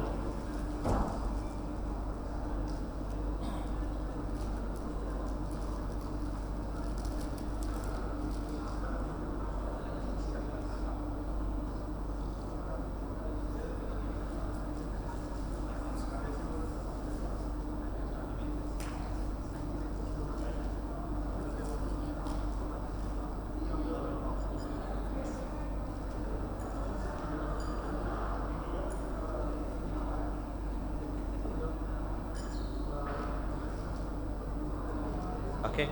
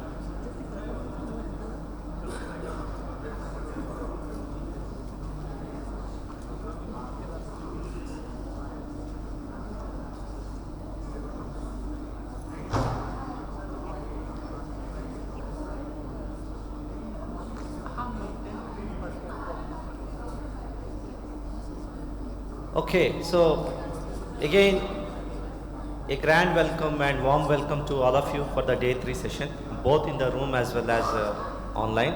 I would like to give this stage to Mayank before we get into the presentations for the welcome remarks. Morning, good afternoon, everyone. Prem, I have a different plan if you don't mind. Okay, it's going to be a long day, and we wanted to start it in a different note. So, for a change, I would request one of our field agronomists to come over stage and welcome all of you, and give a brief about what that person thinks about the season and other aspects from his point of view. So, Ambika, may I invite you to the stage, please?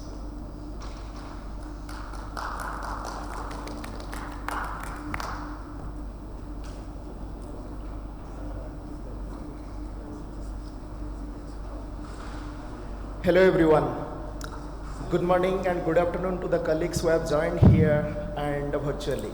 And early morning wishing to our Mannheim colleagues. We are on the day 3 today after a successful discussion in the day 1 and day 2. A number of quality extension discussion happened in the first stage, and we are here to continue the same with the same spirit. Yes, this year was a crazy year for all of us in terms of a number of challenges. What I was telling, there was irregular rainfall, flood, cyclone, and going forward what happened, there was a shifting in regular sowing and transplanting of crops, most particularly vegetable crops. And if we talk about the disease management, already the damage happened because there was a natural destruction of the disease triangle. And this year we have also generated few of the new FS headquarters in IVSL, and new colleagues are joined in between. However, we have not compromised with our commitment what we have earlier. With the minimal damage possible, we have delivered the good and high quality trials, and today we are going to see the results as well. I am not going to take a lot of your times here. I will seek your positive attitude, your quality discussion like the earlier days. And with this, I am handing over to Prem to go ahead with today's agenda.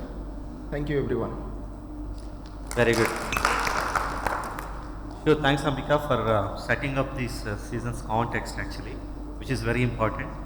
And we also probably wanted to review day 1, day 2 with a appreciation, and we had really a great time on day 1 and day 2. Probably all the presenters on day 1 and day 2 definitely need one round of applause to begin with for the day 3, because now day 3 again we have the presenters from the field teams also, and let's move to the final presentations. Probably I will share my screen now.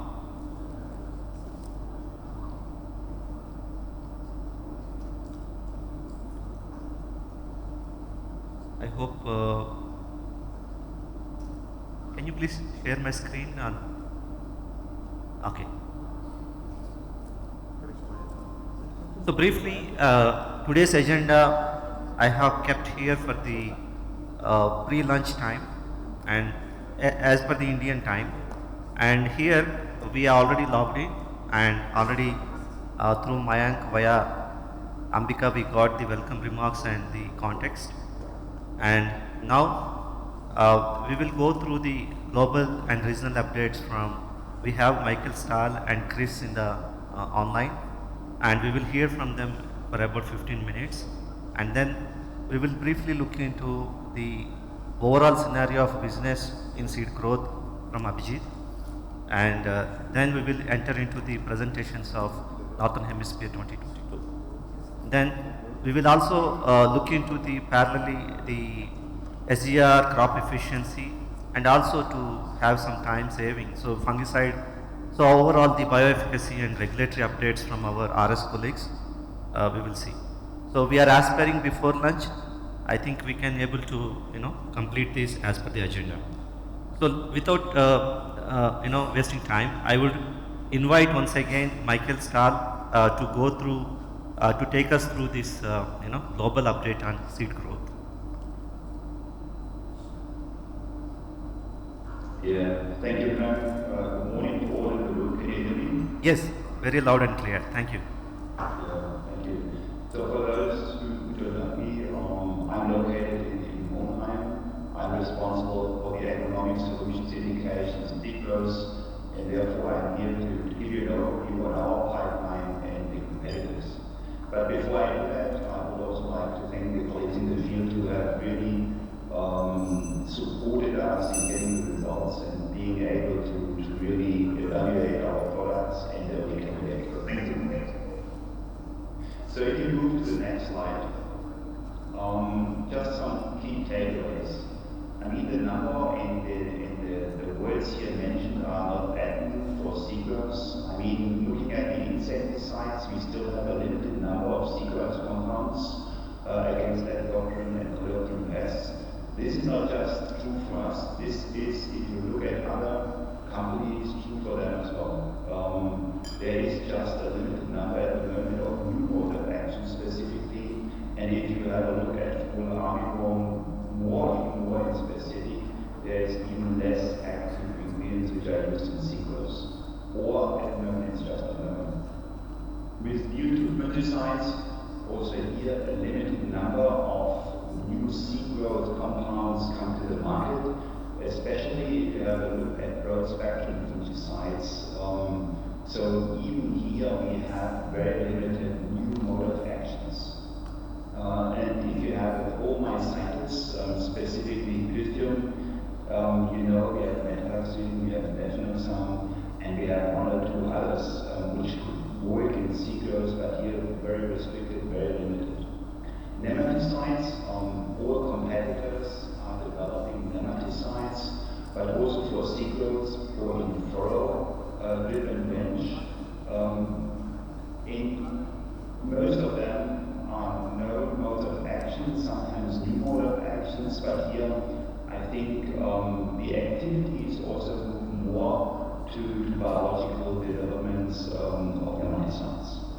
With view to biologics, there's a huge number of new biologics which are in development, have been in development, but sometimes it's not clear if they are really useful for seeders. Just think about water solubility, about stability on seeds and how to apply them. So this is very often not clear. We have also new targets like N optimization, carbon footprints, which are coming up in our own considerations, but seeing it also in the competitors' pipeline, they consider it as well as new target. And finally, the sentence below, not always clear if new compounds will be development for sequels. This is true as we in our own development are very often following the large indications, but also competitive driven. So what you can see here, the pipeline update, you can see on the left-hand side all the indications which we are dealing, of course, insecticides, fungicides, and crop efficiency. You can see here, it's a small molecule with the biologics in the second column, and in the third column, you can see the headline priority. We have a bit of a mix here. We have our own research priorities, priority 1 to 2, but also you can see here that it's mentioned scouting. As you know, we have moved from our biologics own pipeline to scouting third party and having this own innovation model, looking at other active ingredients, products in the market, which either we can license in or where we have a collaboration. Mentioned on the fourth column are the R&D targets and then different companies and their activities. You can see that Dr. Pass candidate, for that we have an early look at one candidate which we consider. I cannot say if this is working or not. I think this is very early stage. BASF, they develop candidates. Syngenta, yes, they have also one. Others, sometimes it's very often, as mentioned before, not clear if they have a candidate or not. You can see in some publications that FMC has some candidates. If they are going to develop it for sequels, what they see. Sucking pest, we are an upside at the moment, activities from our side. We have nematodes. Yes, we are looking or will look at a very early candidate in the next seasons in compared to very strong competitors like Blue Palmer or the Timerium, the Cyclical and Gender. I think this will be interesting in the coming years. Nematodes, for biologics, we have a couple of candidates where we concentrate on, so also to be seen in the next years. Having a look at the seeds, you can see here we have isoflunzicron, but also other candidates I've seen in the agenda. We will talk about 735 in the later today. So we also have a look at 735 and Seagrass, but also on 079. So it will be interesting to see if this is a good solution for Seagrass too. You can see the other companies also have quite some activities in this field. Of course, we ended with the gluconazole, but also Syngenta is quite well equipped in seed growth, but also other companies have their solutions. At the moment, we have no activities in bacterial disease or against bacterial diseases, in rice diseases, and biological seed soil fusarium. There are activities we have at the moment also looking for it in our scouting target if we can find something which is suitable for sequel as well. At the moment, I would say we have none which we would test in the next season. Crop efficiency, biologics, you can see here the targets. It's here we're focusing of course on main crops, which for us in sequels is corn, soybean, and cereals. And here we are concentrating in the last years on yield increase. And as you have known and as seen in the global results meeting, we have developed 284 celebrated Zendis in this area quite successful, and we are moving it then from phase 2 to phase 3 this year. So I think this is a nice progress. Nevertheless, there is huge effort also in this field with several, many other companies looking at the same yield increase is of course main topic, but also if you look at the lower line here, and optimization is of course under the current circumstances, current fertilizer prices, of course something which is of high interest. We will have a look at candidates in the coming season, but also other companies are very active. So this is the overview. If you would move to the next slide, I can give you a bit of an overview on the timelines. Yes, so this is a very rough overview of the timelines. You can see on the upper half of this slide our timelines for our activities, and on the lower part the timelines for the competitors, just to name a few. So you can see the timeline 23 ongoing until beyond 28. We are developing chlorpyrifos with focus on soybean, high-fructose soybean. We were active here in Latin America, but also, of course, in the US. And then we go for the bird talent, the EPO. We have done basically, we finalized on our side our development that will be now submitted in EU, and we're looking forward to launch in 26, 27 around this time frame. As you know, isoflunzicron, we had to put it on hold for some seasons due to open questions regulatory.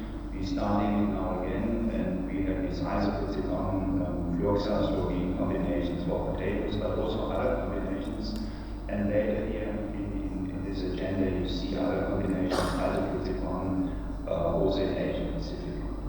You can see on this blue part over there, it's chloralkali for imidacloprid, which is basically a collaboration between us and Cortiva, where we get the chloralkali form, and with the focus where we start in Latin America, we have tested it in Asia, but focusing partly on Latin America.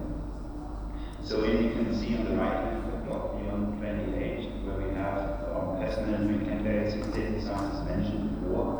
We have these candidates in fungicides, but also biologics and party candidates and optimization basically. But this work is beyond 28, where we can see some process. And also below, in the lower see there's a lot of activities which have been finalized by the competitors. Just looking at the left-hand side, they are already in the market. Nevertheless, these companies are going to develop it further, and you can see just by example the Syngenta 3-protein, which is a good solution in soybean in the US, but also in other parts of the world. They will have, or they will bring it by 25, 26 to the market, also in sequence. So with that, I think I've shown you where we are with our pipeline, where we are with our timeline. We are focusing primarily in soy, corn, and cereals, and then if we are successful here with our candidates, then in rice, then in cotton, and on in many other crops. With that, thank you very much for your attention. Thank you, Michael, and it's very clear our priorities and our future candidates and long-term concepts. And only 1 minute I can take. Probably if you have any question in the room or online, anyone can help me if you can check in the chat as well to Michael. And yes, I will do so. Thanks. Thank you. Prem, just I will take the opportunity. Yeah. This is GVS from East Commercial Unit. Just some wild ideas right now.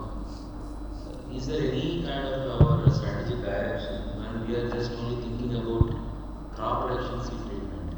Like diseases are the best we are targeting. So in the field, in reality, for the farmer is also looking for any seed treatment mostly is nursery or up to 30 days vegetative stage. So in that particular period, if you can able to address the farmer issues like nutrient deficiency, that is initial crop establishment, is there is scope for micronutrients plus our crop production chemistry as a seed treatment. And the nematode also, what we are observing as of now, so the farmers, many of the farmers, commercial nursery raising is happening in many crops, whether it is a plantation crops or orchards or the fruits. Or even vegetables. When they are shifting, the nematodes also moving along with that. So can we able to develop that kind of nematode also seed treatment? Hermits and white grapes also very big problem in the soil. So in these segments we have to see really going forward we can differentiate from the market. So some couple of thoughts from the green point. Yeah, thanks for your remark. Maybe just as a short remark. Yes, I think this is very useful. I think the nutrition's early crop establishment is a very useful point. Nematodes, I get it. Normally, as mentioned, we start with new crops and then trickle down to the other crops as well. So it's good to hear that it's an important question, and we will follow up on this. At the moment, we look at these early candidates, and as soon as we have really an indication that it's working well, all the reviews and final crops, etc., we can move on to other crops. Just adding to GVS point, really thanks GVS Garu. And in fact, our corn breeding team and also production team, actually Michael and team, working on having molybdenum as a seed treatment to manage vivipary in case of corn. So which is sometimes very crucial for some of our genetics in corn. So basically we are looking at Syngenta now to have some in-licensing for this kind of situation. So really it makes sense to take it based on the situation also. We understand globally we don't have a uniform plan for the seed treatment products. But looking at the business point of view, even APAC, even in India, having much diversity in many crops, probably it is maybe our aspiration also to look into some of these situational requirements. Look forward to have more interactions in coming days as well with this customer needs and farmers' pain.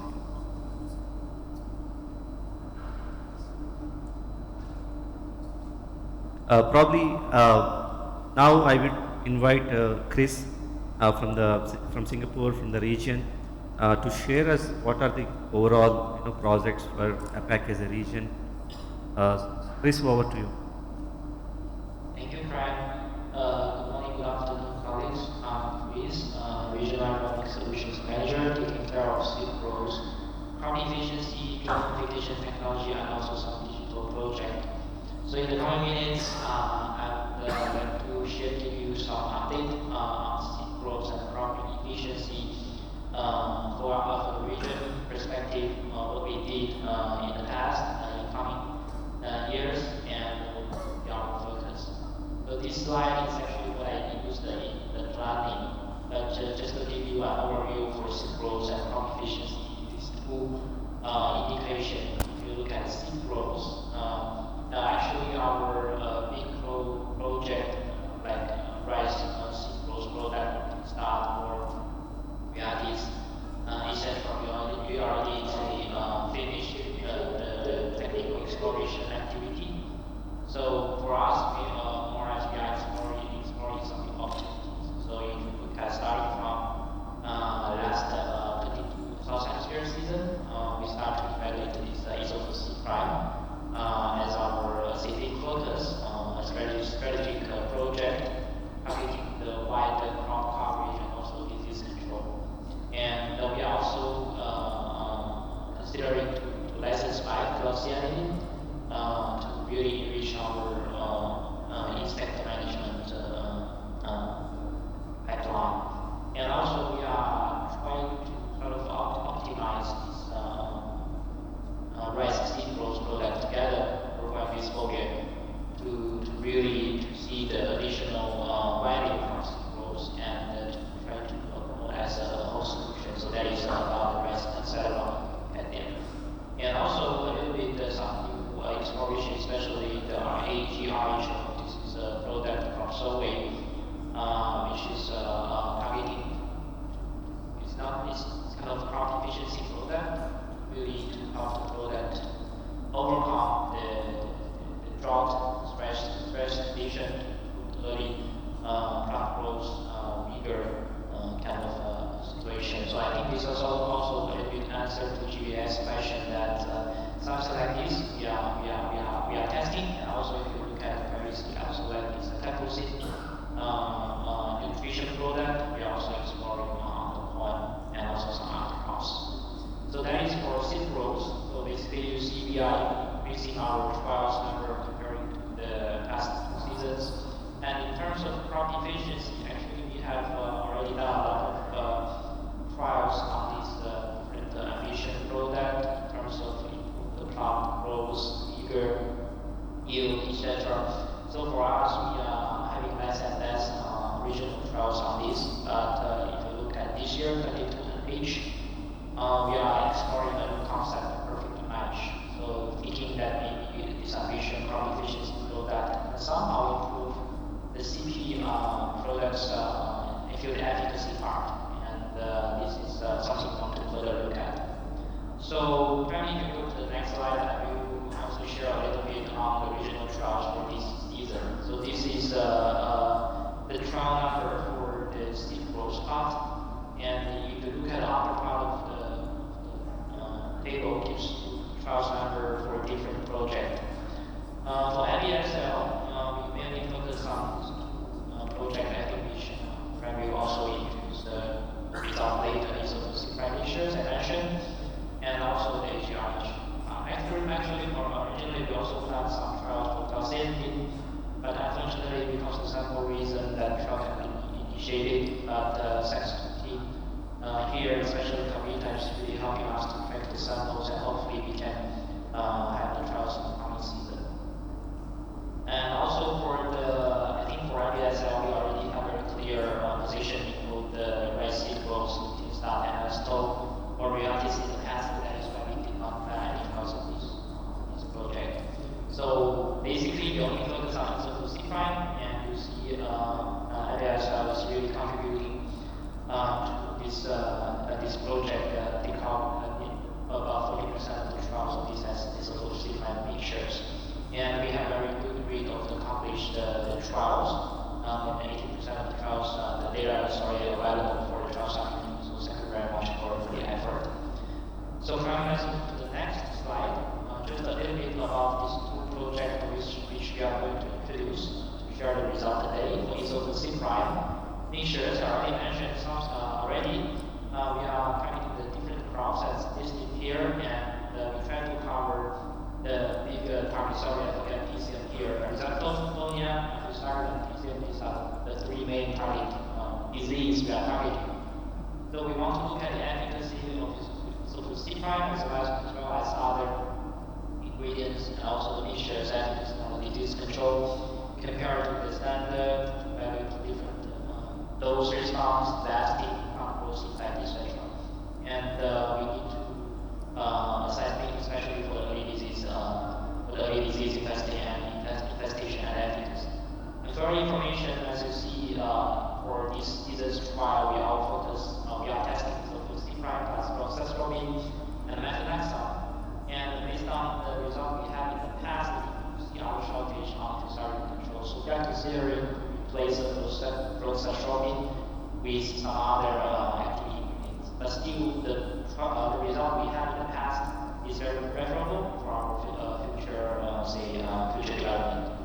For AGI, I mentioned here already, so we are more looking at the PGE effect instead of disease or pest control, and also to see whether there's an additional performance on top of our existing sucrose product. And we need to specially put the allocated trials in the drought condition area, and maybe we also need to consider this disease and pest free to really evaluate the PGE, the pure PGE effect we can get from this product, and also on top of our existing sucrose product. So let's move to the next. Crop efficiency. I think in the past we already see a lot of trials on ADSL, so that is why this year we did not arrange any in general crop efficiency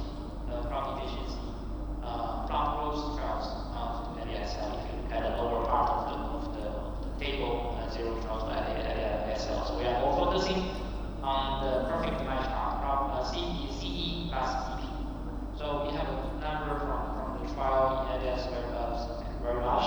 And in terms of completion, I think we still some 80 trials and we need to further finish them. But based on the trial result we have so far, I think we sort of get some clear understanding. So in general, the contribution is not so big, but those some product, specific product and condition, there is a certain and which we will introduce the result later. So I think next will be my last slide here for the CP and the CP. As I mentioned that for this one, mainly for the CP product, we focus on our mega brands. We are looking at different crop and target listed here. And again, we are not looking at crop plant growth part, we are not looking at that. We already have a lot of data. We are more looking at how the combination, how it's really improving the efficacy of the CP. Any kind of initial or lasting. And also the application time should fit to the CP product. This is also our suggestion that we should try to, because we also know that farmers they do not apply CP on seed crop efficiency. It's always fits with the CP product. So the application time is also fit to the CP product. Okay, I think that will be all from my side. Thank you, Brian, and also looking forward to the result. All right, thank you, Chris. Thanks for your brief update, and glad to see the contributions from IBSL in both SGR and crop efficiency. Yeah, as you mentioned, apart from having an erratic season this time, we also, got very much hiccups with the samples actually. So we were aspiring CTD mixtures for the seed treatment, but we couldn't get it in time. Very bitter experience with some of the other situations. But otherwise, we are looking forward for conducting the same in upcoming Rabi or Kharif seasons ongoing. Yeah, thanks to you and for your guidance as well. Probably now this best time to introduce and invite our commercial colleague. So Abhijit, Mr. Abhijit Badakwade is here, so we can clap him and invite him on the stage, please.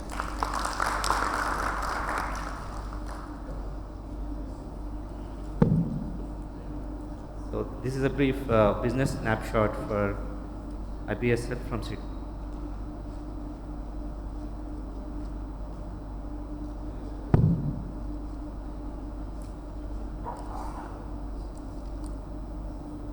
Hello. Good morning once again.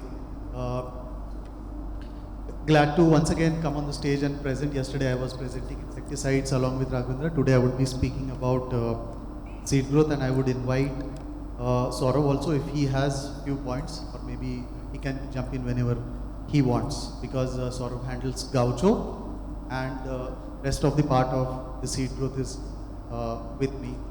So, team, first of all, welcome to the world of seed treatment, where we are dealing with the farmer who thinks doesn't matter, sowing is my priority, and he feels that if I put seed treatment or not, but what is important is first my sowing has to be completed the moment rains are there, the moment sowable conditions are there.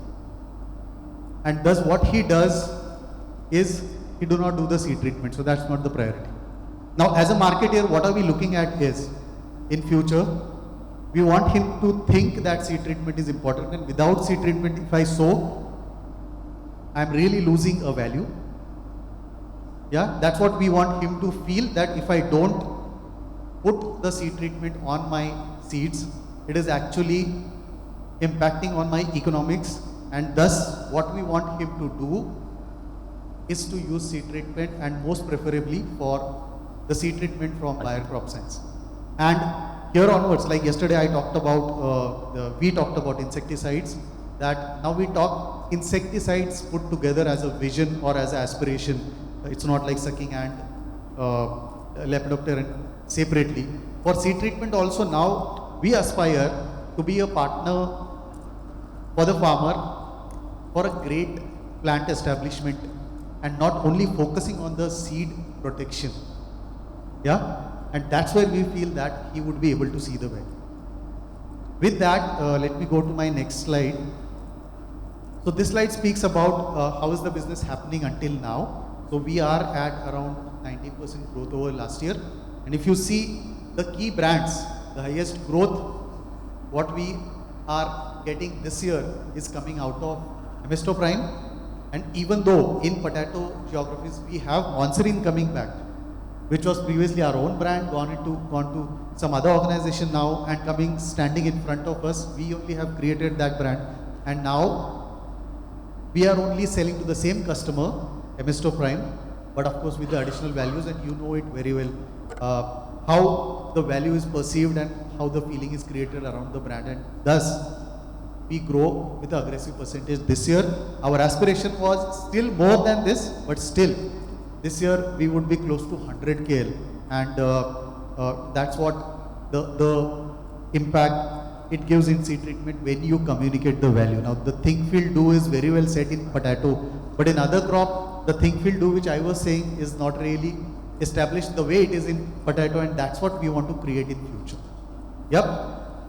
So this is how the situation is. Raxil, we are really not doing great.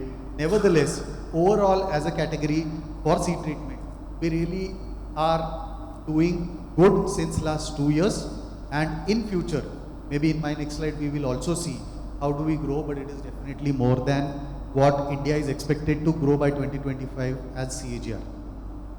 The challenge is only making the difference at his thought process, what he feels, and then getting it impacted into what he does for us. So considering this year, as usual, we have faced the similar challenge, but the new challenge came is this year the launch of one combination, which is insecticide plus fungicide, and somehow they have gone through the retailer route, and with the higher profits to the channel, they try to attract few customers.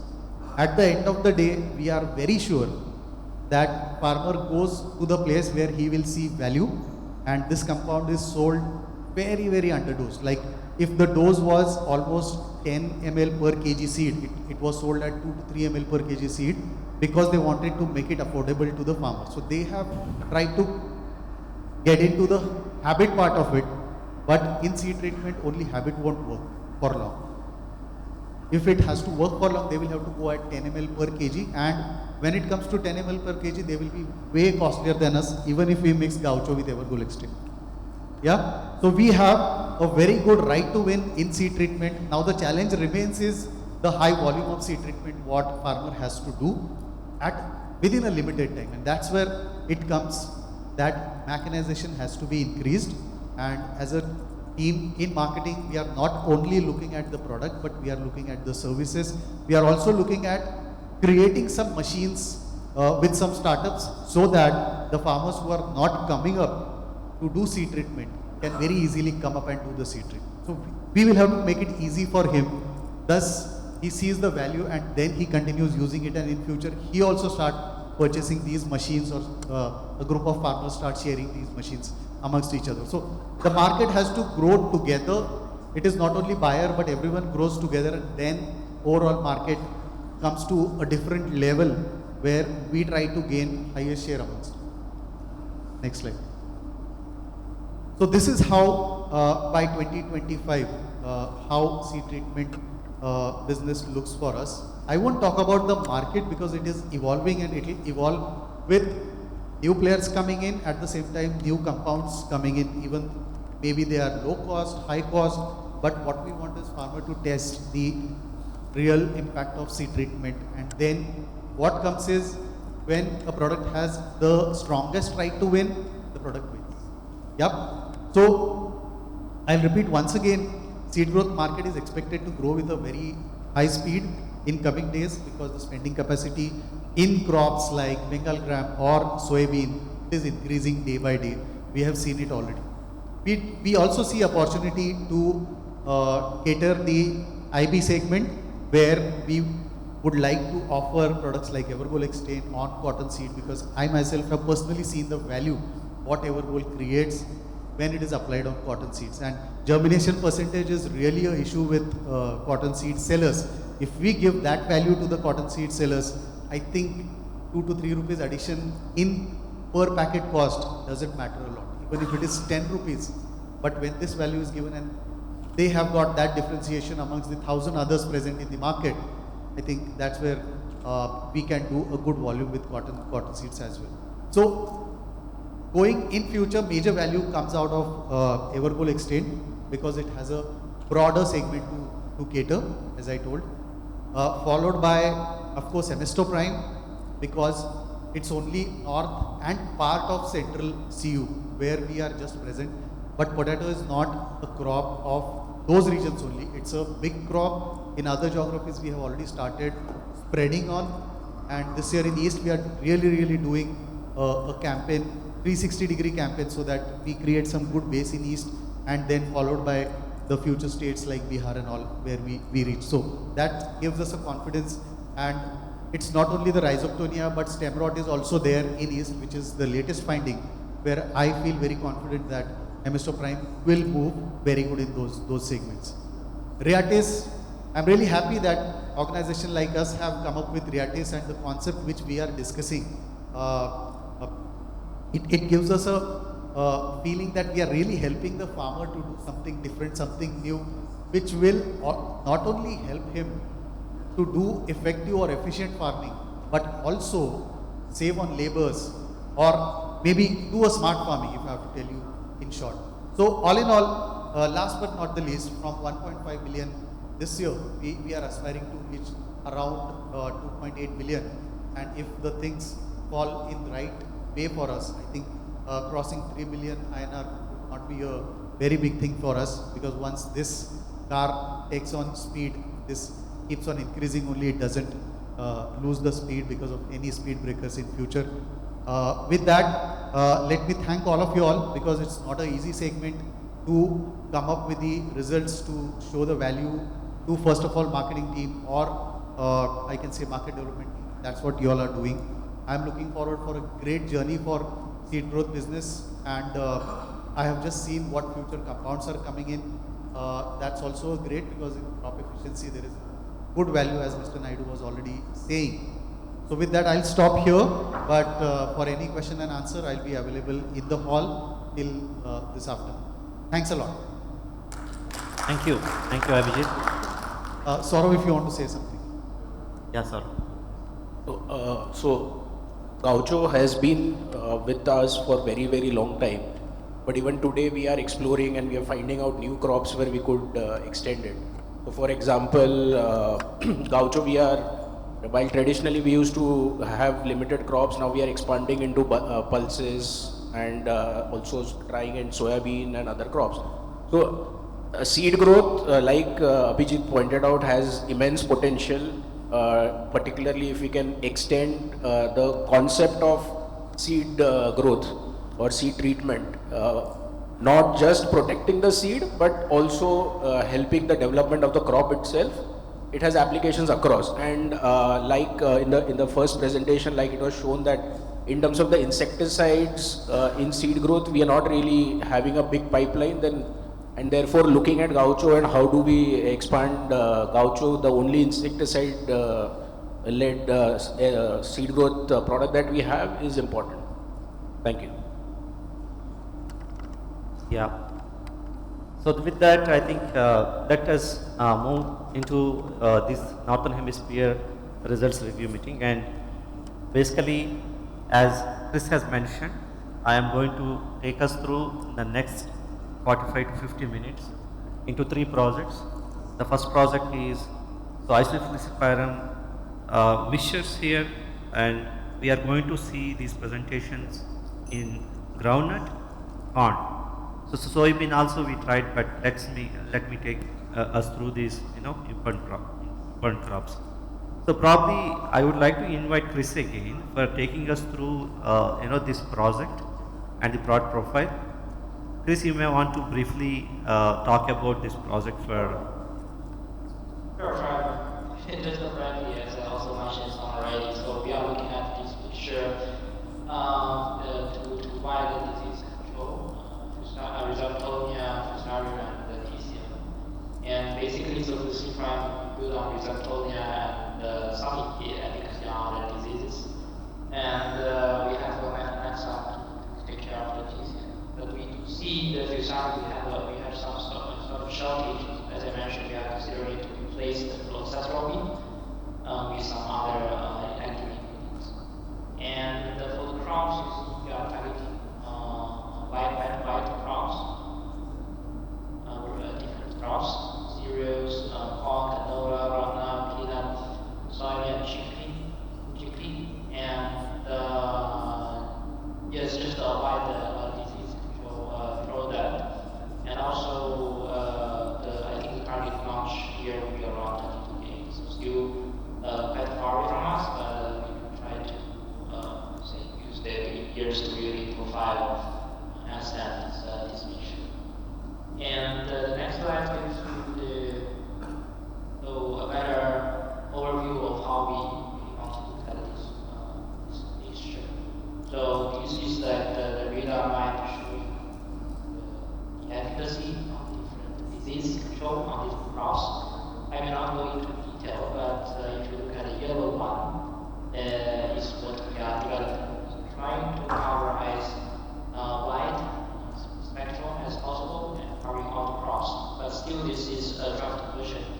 And also the disease reading data will be updated based on one more trial result.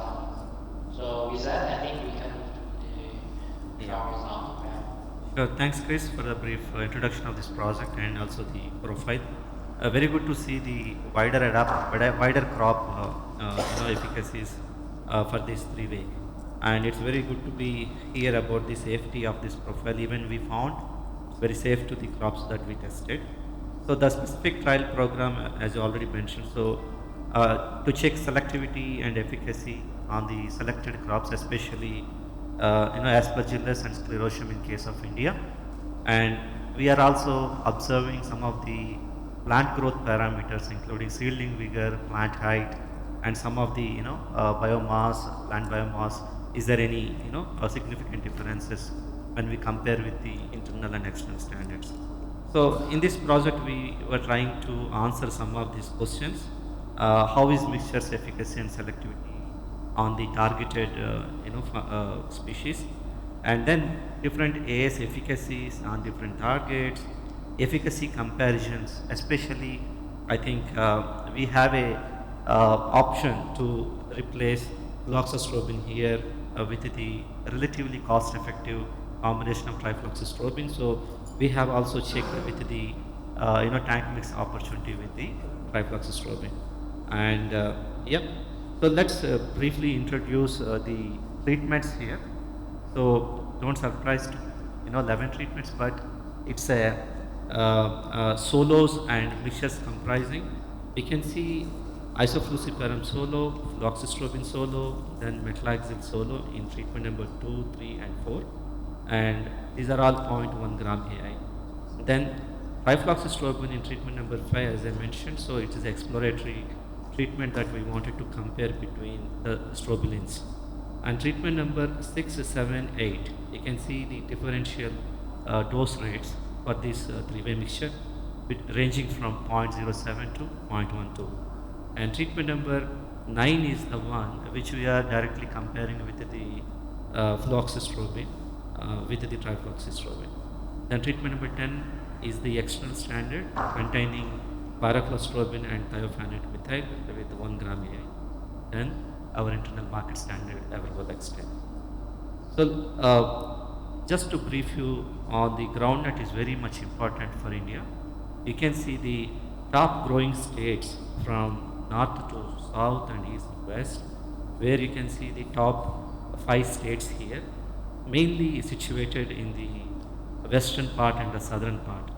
And you can see the overall business that we can make in the productions through the crores business overall. So we have targeted these right pockets in this northern hemisphere, and you can see the trial qualities. Around 3 trials we have successfully conducted and concluded despite having many challenges this year. As you know, the rainfall pattern was very graceful this time. And you can see the high quality trials coming from mainly the Gujarat part and the southern part. Now you can see some of the trial visuals, just for information, how the seedling blight, mainly aspergillus niger, very beautiful pictures from southern part of India. So the initially, I can play this video for just a 2-minute video. So no sound, but just to show you how it looks like at the collar region. It's a collar rot of the groundnut.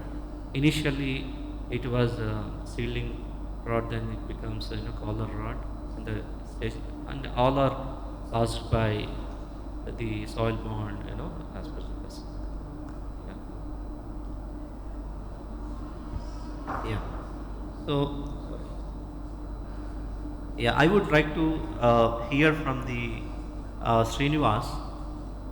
I would like to hear from Gaurav, who has actually done these trials in groundnut against aspergillus, and let us hear from him.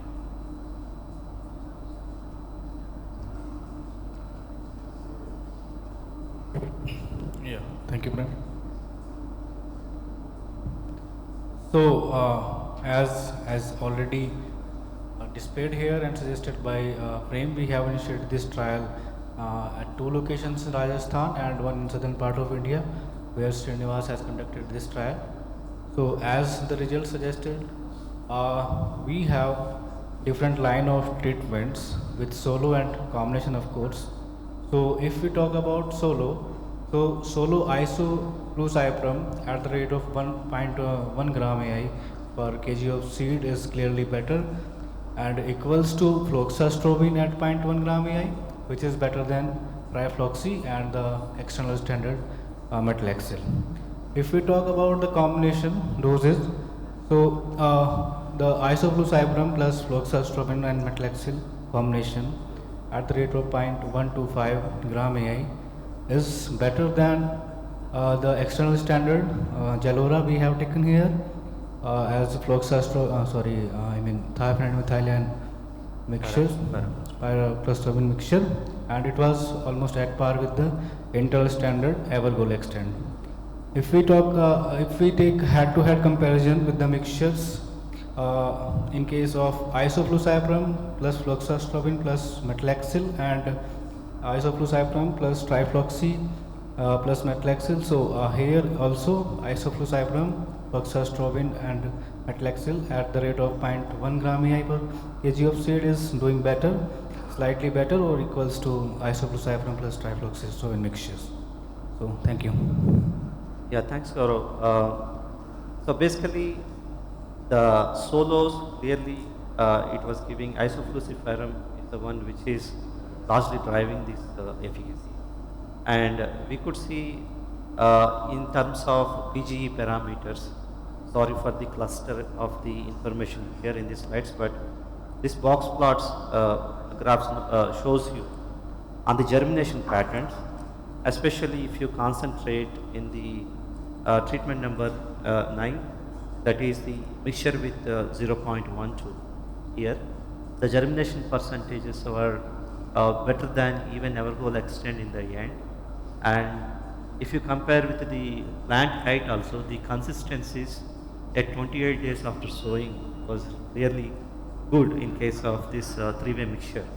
Even at 0.1 and 0.12 gram A per kgc.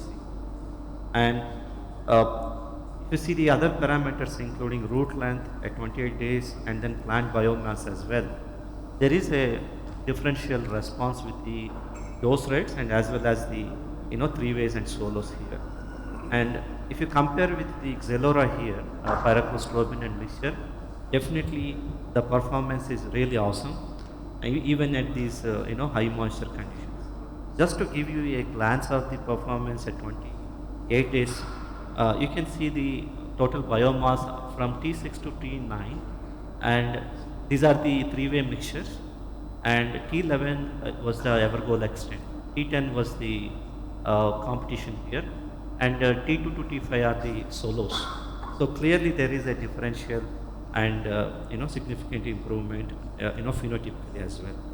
So these are some of the visuals you can go through where the dose response and the plant stand and the growth pattern. These are taken at 21 days after seeding in south location, that is from Srinivas, and then these are some of the photographs from western part of India in Gujarat. So here also clearly at 42 days after application there is a response difference, and would like to share these fields were also visited physically and virtually, and really a clear differentiation was observed. Now I would like to request Srinivas for taking us through an additional observation which also appreciate, and it gives us some scope to observe on some of the other associated diseases. Though we are not targeting this disease, but this is a tickle leaf spot where everybody knows very much common in groundnut. Yeah. Thank you, Prem. So in this one we have recorded the cercospora leaf spot in Kampa. Yeah. So in addition to the collar rot, so we have also recorded the cercospora leaf spot, and among all the treatments, the three-way combinations are coming superior in comparison to the untreated. Yeah, how do you see the difference actually? Because it is at 84 days after application. Yeah, so we have seen the residual efficacy, and that we have recorded that the three-way combinations are coming superior than the solo treatments and also the untreated. And we have recorded the video also. Okay. Unfortunately, I couldn't make it here, but one clear basic thing, for example, when we are improving the plant growth quality, the initial 30 to 40 days, usually it delays the diseases later. So people can question us like at 84 days, how do you make us, the seed treatment is playing their role in, this kind of later coming diseases. It is simple. When we have a strong quality of stock, root and the other parameters till 45 days, then it can give us protection to delay the disease. So this is only the hypothesis and the basic thing. And we would like to see more of these associated diseases, if anything, are adding to these projects in coming days, looking at the customer needs and pain points. Thank you, Sri. So overall, if you see the judgment rating, 0.1 and 0.2 in treatment number 7 and 8 are clearly getting very good, efficacies and safe across these, 3 locations that we tested. And Evergoal Extend is also anyway proved to be the best now. And as I mentioned, our recommendations for the next, as looking at the cost effectiveness and the already we have set benchmark with our goal extent, and in order to maintain or to exceed the expectations, we should go with at least 0.1 gram AI per kg seed with this mixture. And we are going to plan for the next studies, and we have information from the region from Chris as well to have some of the combinations of the mixtures with FDX and also tebuconazole in coming days by comparing with the fluoxetine. So this is all about the groundnut. Then let's move to the same project in case of corn. I don't. This is the same protocol. Only difference is there we have seen with the 0.1 gram A, and here it is 0.3 gram A. The solos of isofluoxypyram, fluoxestrobin, and metalaxyl, trifloxestrobin all are 0.3, and the mixtures are ranging from 0.2, 0.3, 0.4, and 0.5 as well. So treatment number 10 trifloxy is compared with the 0.3 gram A. Then Evergoal Extend is the one which is internal market stand. Again, like groundnut, again in India, Kharif is a major market for corn as well, and we do have a lot of challenges in the rainy season, especially if you come across stalk rot management and also downy mildew, then BLSP. So these are the 3 major diseases really farmers do require solutions, and we are here to test against them. So you can see out of the 6 locations, we could able to get 2 locations in good quality. Reasons are inevitable due to the climatic conditions. And let me again invite Srinivas for taking us through banded leaf and sheath blight caused by Rhizoctonia species. Yeah.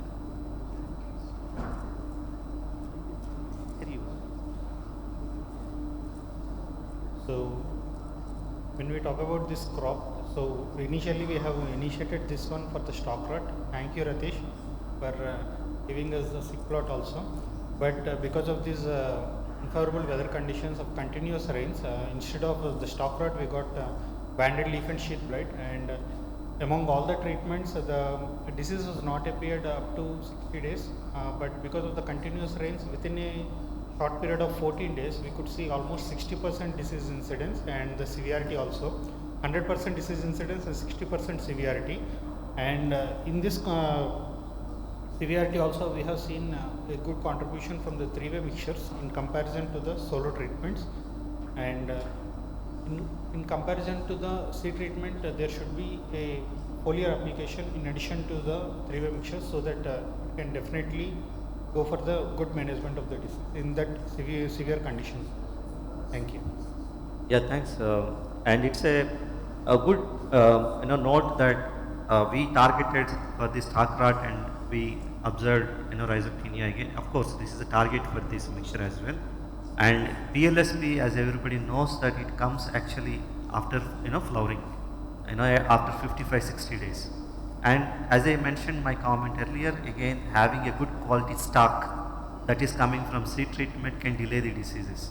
And in this case, due to continuous rains, we observed the early BLSP here, I can say, and we can see the indications clearly. Initially we thought it is already delayed, but later on we got, though we observed the 90 to 100% incidence across the treatments, but there is a difference in the severity, and this gives us some indications this time.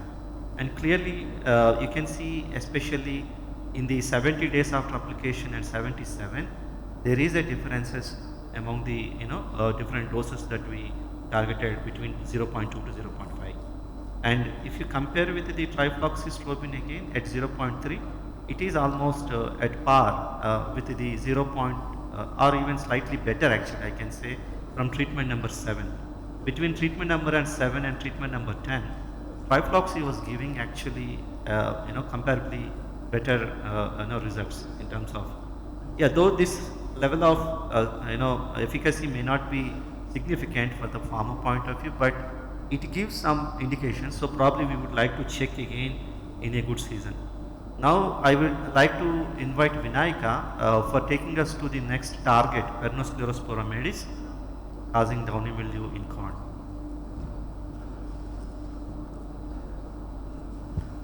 Thanks, Prem. So we have conducted this trial in almost 2 to 3 locations. So out of 3 locations, we could able to get the disease in only 1 location. So despite heavy rains, the disease here in this trial, it started at, we can see at 28 days after the sowing, and it proceeded and went up to 35% severity. And all over the graph, we can see the bars down, and most of the treatments are performing at the level of marginal to satisfactory levels. And in this scenario, the reflux is dropping. It is slightly coming better than the metlaxyl, and metlaxyl that is also slightly better than the fluoxystrobin. So isofloxacin plus fluoxystrobin plus metlaxyl treatments at the concentration of 0.5 gram is inferior here as compared to the isofloxacin plus trifloxystrobin plus metlaxyl, and also the isofloxacin plus fluoxystrobin at 0.5 is slightly giving better control as compared to the market standard or Evercol. So thanks. Yeah, thank you, Vinayaka. Basically, he just wanted to tell here, trifloxystrobin response towards the Pernosclerospora means we got this indication as compared to fluoxystrobin here. We can see even at 0.3 gram AI, it is beating 0.5 gram AI of fluoxystrobin. And in this mixture, this may not be a successful trial in terms of setting up high expectation on this compound, but we got this indication which can be useful for the next level of studies. And even as a solo, so you can see here in treatment number 5, as we know, metlaxyl is the standard for downy mildew in corn, and we generally treat the seed actually. And even it's good to note that at the same level of dose, we can able to have at par or the better results with the trifloxystrobin. So similarly, the available efficacies that we recorded for these both target species, you can see the judgment rate here, and clearly case of treatment number 8 and 9 are relatively better for the BLS species there, and in case of downy mildew, so trifloxystrobin combination is better as compared to fluoxystrobin. So this is how the differences between these two mixtures were. Right. Again, the next steps would be we will continue testing with the other available mixtures for this 3-way and see the effective solution in terms of cost as well as the efficacy. So this is all about this project. Probably we can take some discussion of the questions here.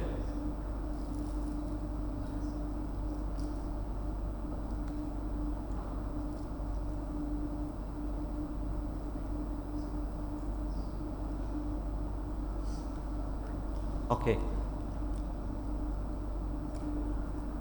So Srinivas and Gaurav really clear on their observations, so no questions here.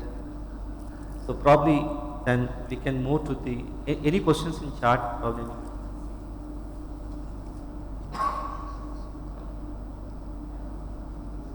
I think related to the project somehow answers.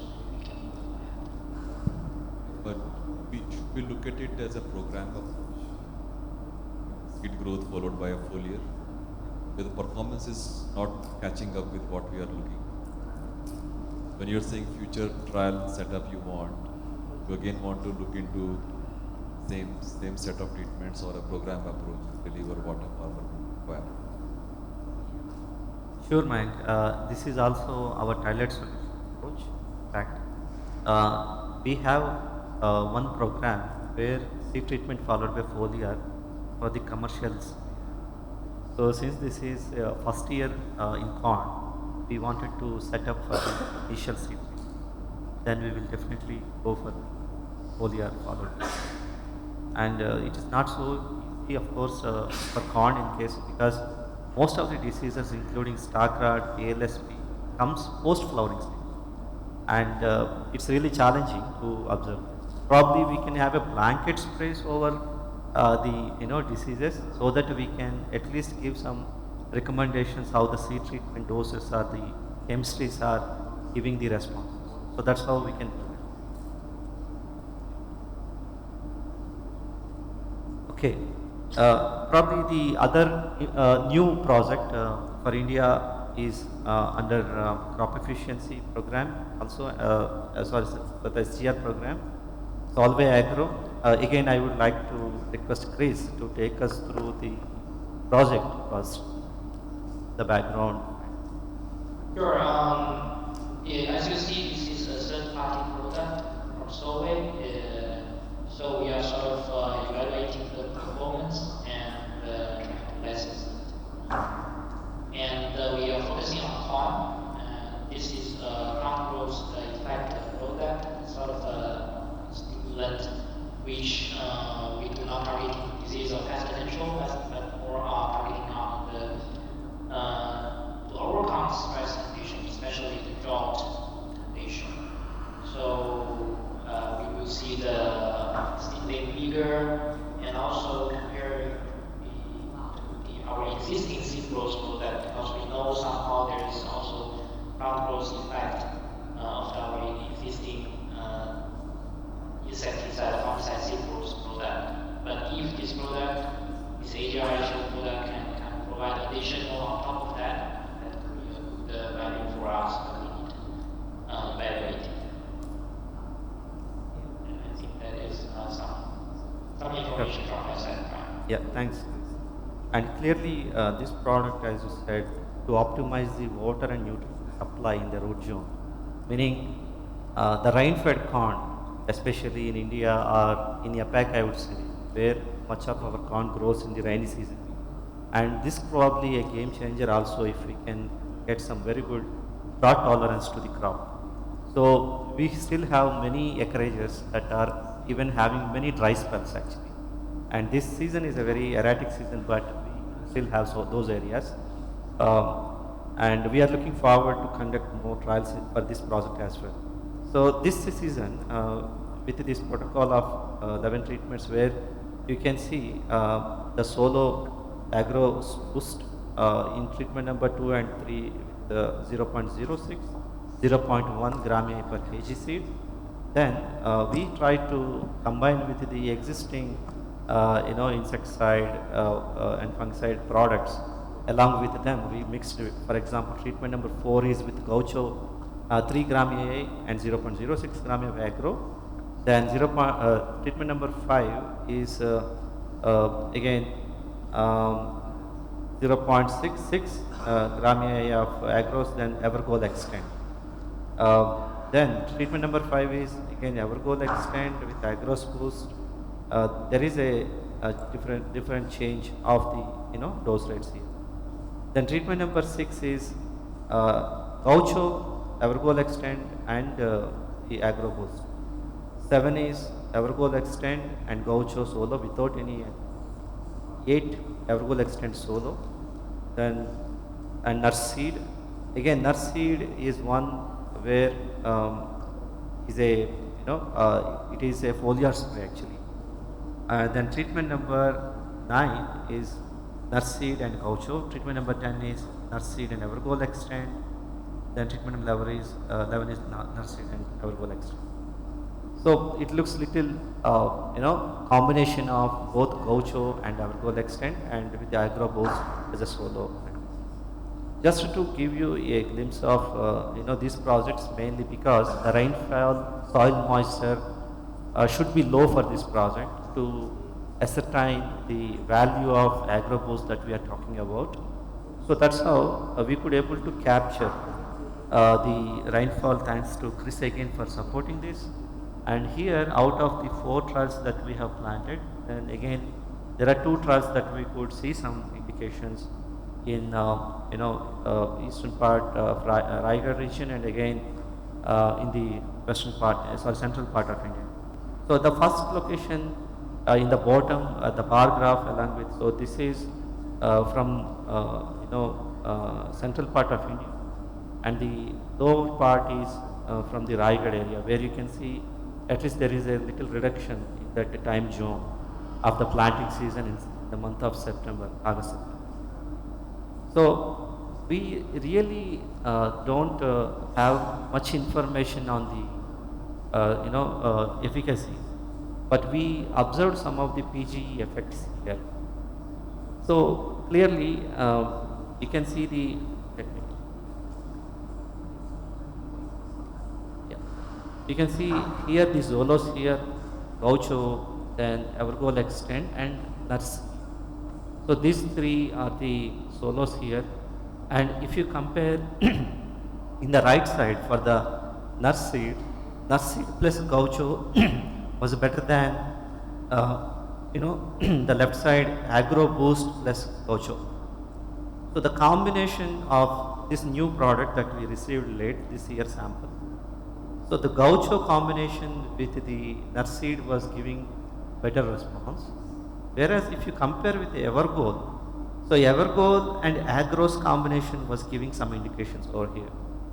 So 2 different products and 2 different crop efficiency products that are combining it, giving differential response. This is the preliminary indication that we got, and the similar thing with the root length as well.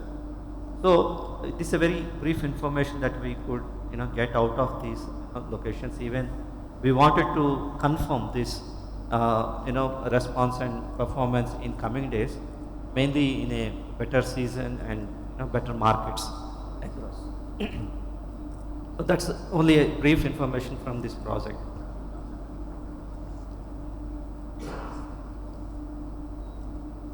So let's finally move to the next and final project for seed growth today.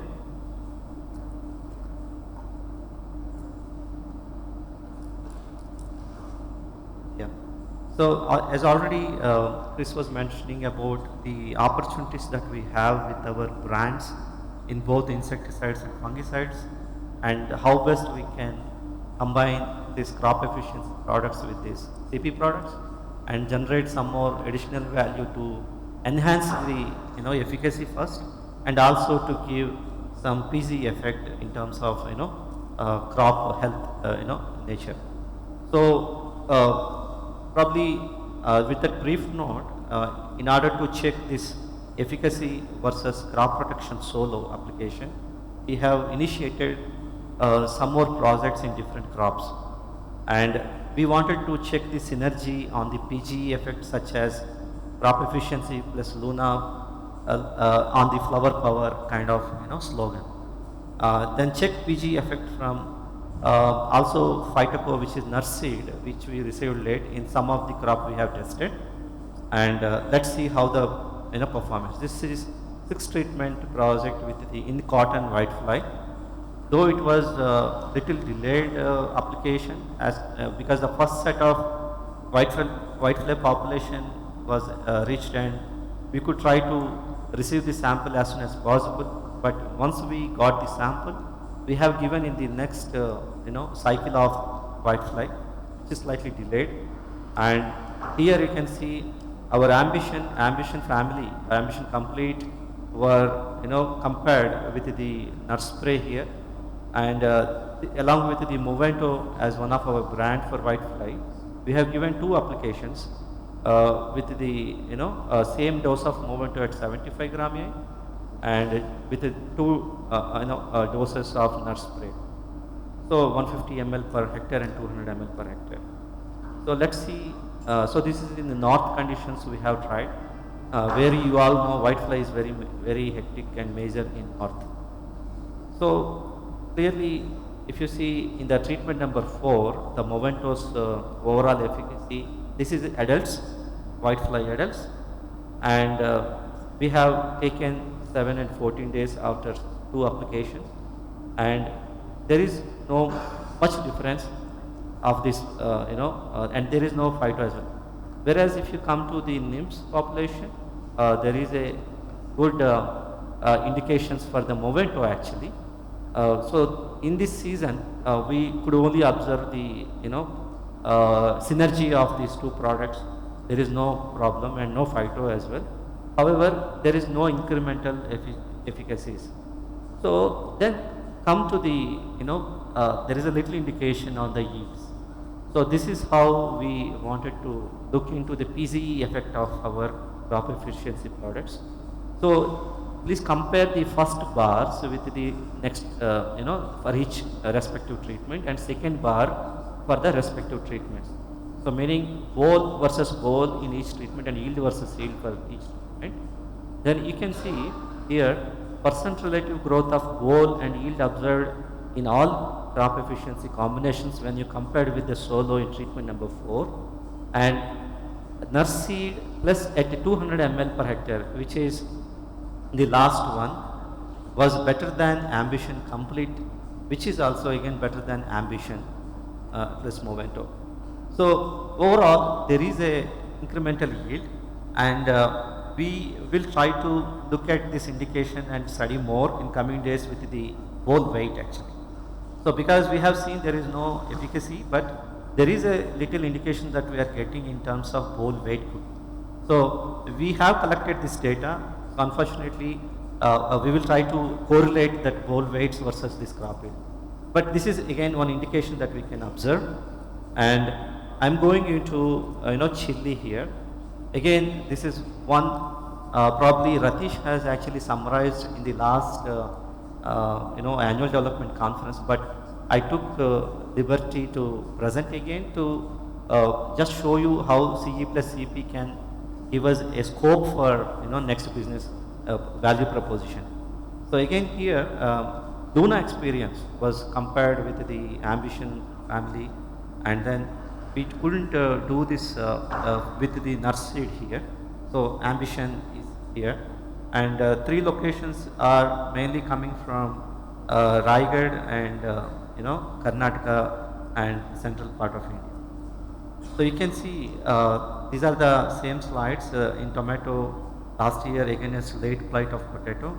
So excellent efficacy observed with Luna experience, and of course for the chili also in the next slides. So there was no significant variation, of course, with the crop efficiency combination, but excellent PGE effect was observed as compared to with the CP alone.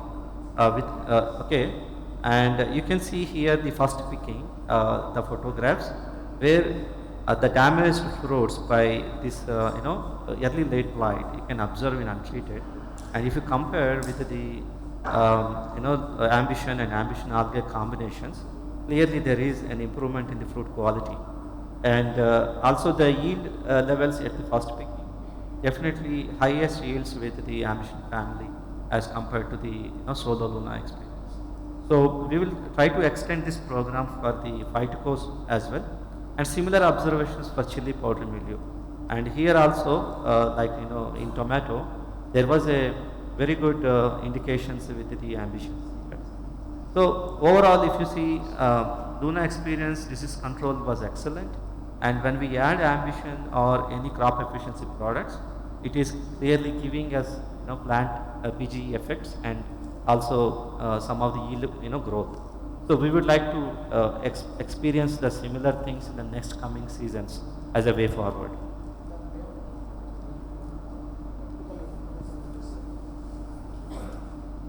Yeah, so here we have our colleague here wanted to share his experience. So this trial earlier this year actually we have conducted at Raigad location in Chile. There was mixed target actually. This can comment. We have also discussed with Ratish. So the primary target for this trial was chili leaf spot as well as powdery mildew. Fortunately, during that time, we have also chili black thrips and scato thrips in that trial. Okay. So what farmer was experiencing, he was applied everything, but due to continuous black thrips infestation, he does not get any flower in outside of that trial. In our trial, apart from our C plus CP, what we have given Luna experience plus Antracal, it was given a very good crop foliage and healthy crop growth. Apart from that, I have given a blanket application of Jump plus Movento there. So if you refer to the the back slides, can you go to the back? There is a photograph of Hermaphrodites. You will see a skeletonized plant with no flower.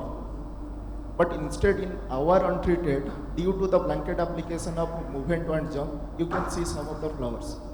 And wherever there is a Luna plus Ambition along with Movento plus Jump, you will see more number of fruits, flowers as well as good crop foliage. So my point here, can we include some insecticide also like Jump plus Movento for a better control of disease like powdery mildew and good control of scato thrips and black thrips, so that ultimately yield will be more. So that can be done because first of all, very thanks to you for. So see, these are the things that outside protocol are really adds value. That's clearly, I'm really happy to note this from Srinivas, that tickle is spot, and again from you. So this is the need of the hour, if you ask us. I mean, anyway, we are moving towards the direction of customer insights, and thanks again. And we can do and develop that program again with your insights also, inputs also. Definitely, as a cropping system, our approach should be like this. So we go with seed treatment and fungicide as a foliar or insecticide as a foliar. So definitely we can generate that. Thanks to you again. Yeah, sorry for the time constraints. I couldn't ask basically as planned earlier. Otherwise, thanks for giving your inputs in between. So please let me move to the grape, the final one. Probably we are on time. So there is no bell rang by Jahur now. So I'm really happy for that. And yeah, okay. So here in this case, we have again Ambition family along with Infinito in case of grape downy mildew as a target. And here you can see we have two Infinito and Profiler again to check in 4 applications here. And Infinito as a recommended dose of 1031 gram EI and Ambition as a recommended doses respective. And again Profiler as a standard recommendation of 1777 gram EI and their respective Ambition. And I would like to invite to take us through Vinayaka to this grape downy mildew and his observations.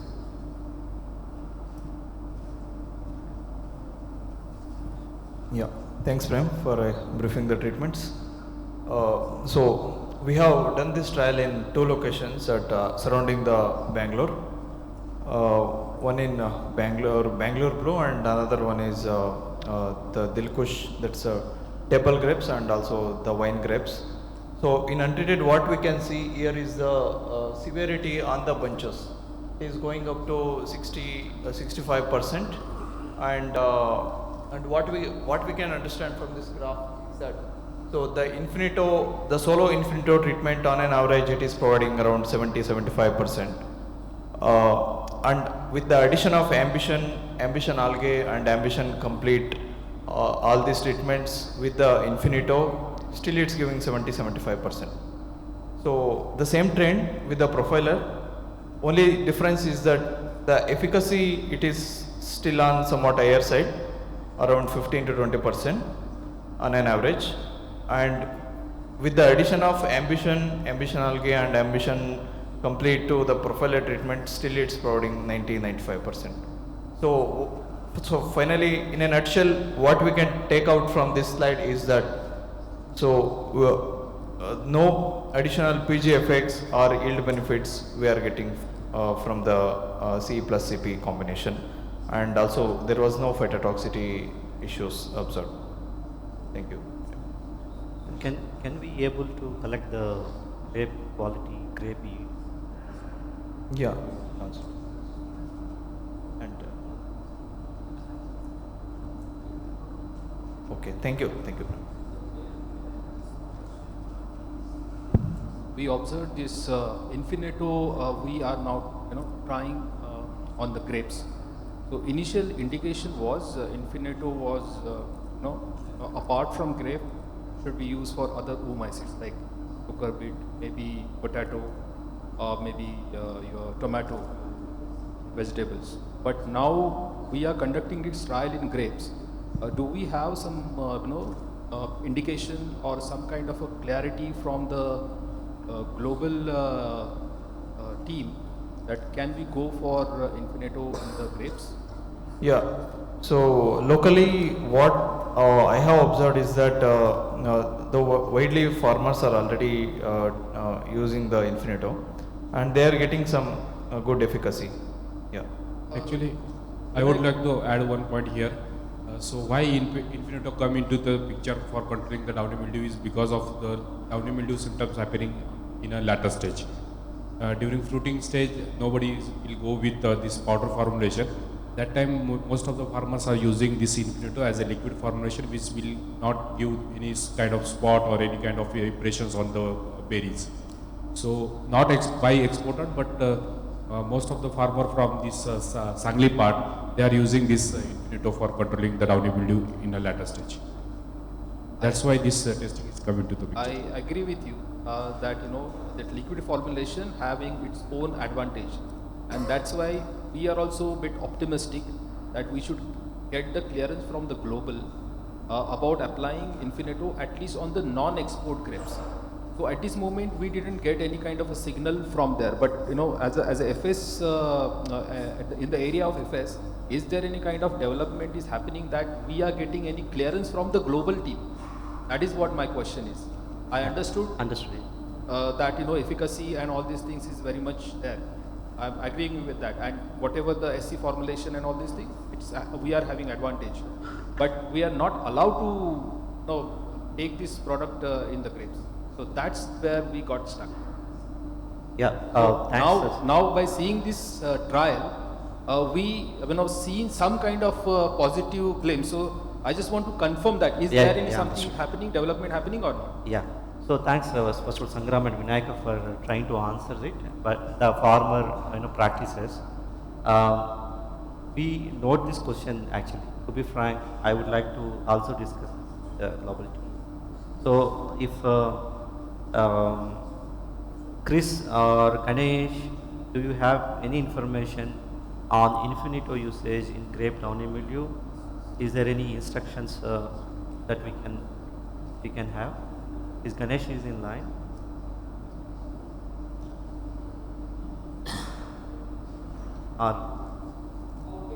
Yeah. So maybe Aparna, hope you are writing down these action points for today's. Okay.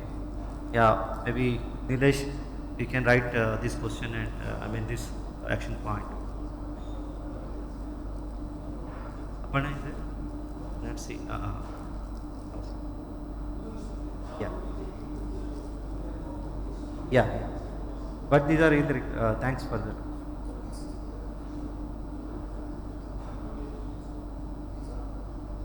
Okay, Lokesh. Okay, we will connect with him again later. So let me again in the same category. Let's see in rice where we have tried with the propineb anthracol and nativo here mainly for the leaf spots and if there is any soil stress and any effect on the incremental yield. So here again as the recommended doses of anthracol and ambition we have tried this experimentation and here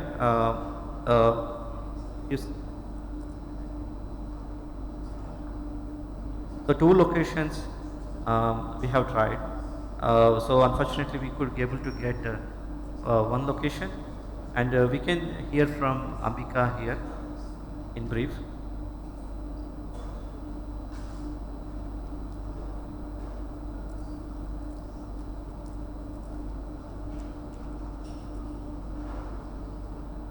Yeah, thanks, Prem. In this trial, actually, we have targeted low to moderate infestation of Helminthosporium at Raigad location. And if you see the untreated, we have almost got 7-8% of disease severity in untreated. Contrast to that, if you focus on the treatments, Ambison plus Antrakol, Ambison complete plus Antrakol, as well as Ambison plus Nativo, all have given ATFAR indications. And we have not got any phytotoxicity from any of the treatments. And if you see the solo products, when we are mixed the crop efficiency, we are got extended efficacy. And we are going to take the final yield from this trial and some of the quality parameters also. Thank you. Yeah, do you see the solo versus the combinations are having this? Because Antracol, if you see in treatment number 6 versus the treatment number 2 and 3, there is a very significant increment. So I understand this project should be conducted in low to medium severity. We cannot go in high severe areas, that's clear. And in these conditions where smallholders are majorly there, so this is actually giving a very good sign. Yeah, so rightly said, Prem, if you check the solo products like Antrakol and crop efficiency, Ambison and something we are getting, but when we are mixing the crop efficiency with the crop protection products, then there is a synergy. And going forward with the trials around 7 DAB and 14 DAB, we got almost like 85-90% control. Thank you. One query on the Ambition family plus Nativo. In the initial days, we are getting quite good control, and then later on, it becomes equal to Solo Nativo. Do we see any other impact on the plant itself in the early days? Or eventually, is the plant looking better because it got better control at the beginning? Yeah, thank you for this question. So if you check the crop visual, like leaf greenness and all, there is a clear difference we are getting with the combination compared to the solo. And the one more target of this protocol is the yield, final yield, and some of the quality parameters. So we are going to take that one, and the trial actually is going on in the field. So we'll be coming with the final yield. So no, the question is here, if you compare native also, for example 7 DA and 14 DA, here in the native applied, the 7 and 14 are better than the solos, whereas in the later stage it is at par almost. That's right. Yeah. So as the infestation is already in the field at the time of trial initiated, so you are seeing the when we are proceeded with the trial, then there is a increased efficacy. Why? At the same time, if you focus on the untreated, the disease was declined. So that's why we are getting the solo nativo was matching with the combination at the end. But I can see in this way actually. Definitely in the earlier protection and that in advantage will actually realized in the yield at grind size. So probably we can correlate once the yield data comes. Yeah, and it's a good indications I would say. Though the last 14 days after B application looks at par, but already as killer, and the grain fillings, that can be better than these last. Just one more question. This application of Ambition plus Natio or Ambition plus Antracol, it's a sequential application or it's a mixture It's of a tank mix application. tank mix, and hopefully it is very well compatible. Yes, there was no phytotoxicity. Okay, great. Thanks. Ambika, just to understand the solo of Ambition use around 40% of the efficacy. Yeah. So that's what I was telling that time. When the ambition you are getting more efficacy, that time the disease infestation was already declined. So there you are getting some efficacy. So just to correlate, at that time untreated there was only 2 to 3% disease infestation. With the protocol what is mentioned, actually we should not go with higher disease intensity locations for this particular trial. So we have targeted low to moderate infestation fields. So by 7 DAB and 14 DAB, the disease pressure what earlier was there, it was significantly declined to 3 to 4%. So that time you were getting something like 30% like that. 7 to 8%. Yes, it was gone down below ETL actually.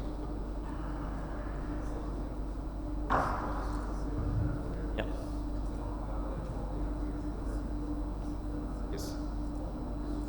Yeah, actually the protocol was asking the same mank. We should not target that one. We should closely watch this one. Yeah. Yeah, thank you. Yeah, thanks, Ambika. Very good discussions and clarifications. Yeah, I think the way forward for this crop efficiency and CP products is very clear. We got some preliminary indications, and we could see some increments in terms of, for example, yield in case of cotton, and we will try to do the next level of studies with the whole, weight also. Whereas in case of tomato and chili, definitely with the Luna experience combination, there is a flower power increment. And in case of rice, we are going to see some more trials in coming days. There is a question on the chat, time of application. Ambition plus Entracol and Nativo plus Ambition. Yeah, Amita. So the time of application. What crop stage? What crop stage, time of applications?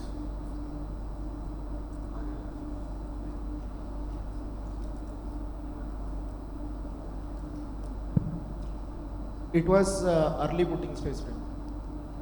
Yeah. When we have seen the disease almost like 5%, we have initiated the trial. So mostly you can assume like 45 days. Early putting stage. Okay. And we have done the appropriate tank mix, and then we have applied. So as Saurabh asked, we have done the tank mix application. Right. Prem, I am asking this question, that is why I am asking. At a cooling stage, the Nativo we are going for the trend segment. Right. Right. So what way the ambition will help the farmer to really improve his grain filling or grain 1000 grain rate in the direction we not see. Otherwise, another segment antical is mostly moving the 20 to 30 days DAD or the DSR segment of antical. So ambition, addition of the ambition in that particular segment, what add value to the farmer. So in the Rabi season, the crop growth is very slow, in the especially east part of India. Right. Can the ambition will add really going to enhance that growth? So customer requirement versus the time of application, we need to test this combination. That is my point. Thank you very much, JVS Garu. So definitely, we will do this exercise in Rabi season again, and as you mentioned, we will take note of those, application timings and the customer requirements. Definitely, it will help. So we have noted down here in the minutes here. Thanks, Aparna. Thank you. So with that, probably I 5 to 10 minutes little running late. Please send your questions in the chat box. We would love to give our probable answers for that. With that, as present, I would like to invite. We have one question in the hall.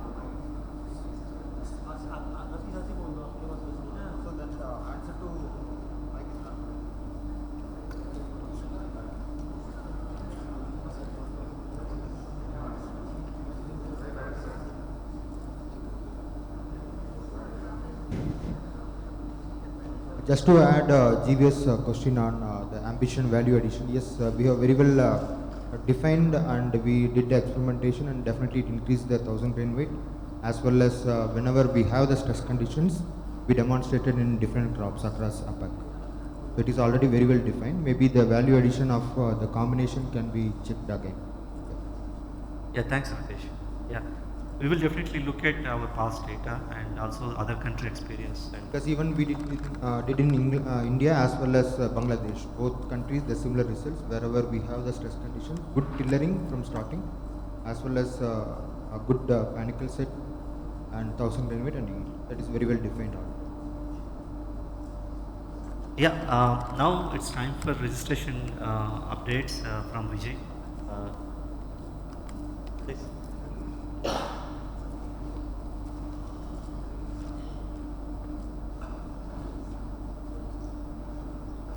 Thank you, Prem, and good afternoon to everyone.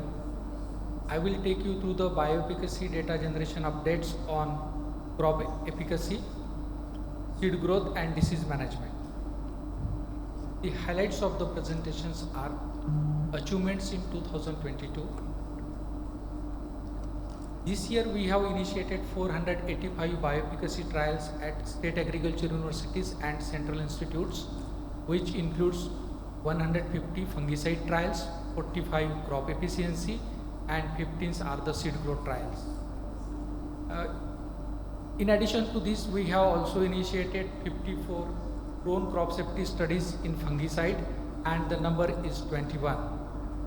This year we have received 204 bioefficacy study reports, which includes fungicide 71, crop efficiency 44, and seed growths are 10. We have received 157 deficiencies queries we obtained from the state agriculture universities and central institutes. Contribution of fungicide deficiency queries obtained is 39, which is 25% of the deficiency queries received from the government institutes. We have made the availability of 410 bioefficacy reports for the dossier submission, and out of 410, 180 reports will be used for the fungicide submission and 90 reports will be used for the crop efficiency submissions. As a planned budget of 222 MIO, the contribution of fungicide is 37 MIO and crop efficiency is 16 MIO budget we have utilized as on date. These are the projects we initiated at state agriculture universities. The project number is 40 for fungicides, and new registration studies are initiated in 13 crops, whereas level extension studies are initiated in 20 crops, and separately 7 crop safety studies were also initiated at state agriculture universities and central institute. These are the drone studies we have already sponsored, and most of the studies are completed at government institutes. We have obtained 180 bioefficacy study reports on fungicides, and fungicide this year is a unique submissions. If we consider insecticide, herbicide and fungicide, this year we are submitting the highest number of new registration, that too in fungicide category, and that too in 11 crops. And in rest of the category, the level extension number was more, but in fungicide new registration number is higher than the level extension. And this is the level extension reports which are available and will be submitted by the regulatory team, planned to submit in 2022. Some of the reports are already submitted by the regulatory team.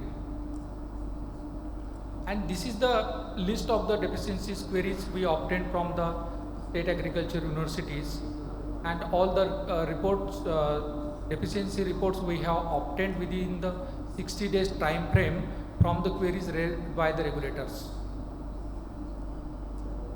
These are the new registration projects initiated under crop efficiency. For new registration 2 and 10 projects are initiated in Ambition Complete and Buffalo Algae this year. These are the new registration reports available for 13 crops, ambition and Buffalon algae. Though Buffalon algae submission is planned in 23, but the reports are available in 2022.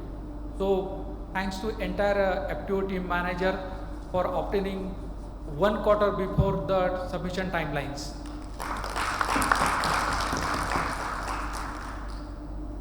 So thank you for your great support for the registration trial activity. Thank you. If you have any question, please. So how do you see fungicides are getting more project submissions? It is as per the project management decision and the projects which we have initiated 2 years back. From 2018, new registration submissions for fungicide list was bigger than insecticide and herbicides. But thanks Vijay for your stretch and extent support actually. Otherwise it wouldn't have happened for fungicides. So that I can clearly see and very great support. It is the extended support from all of you. My eyes, ears and brain is working in the field, and because of that reason we have obtained a very good, excellent quality reports for the new registrations. Thank you. All are the high quality reports. Thank you. Good. Yeah, I would like to invite our RS colleague Priya here for updating us from regulatory side.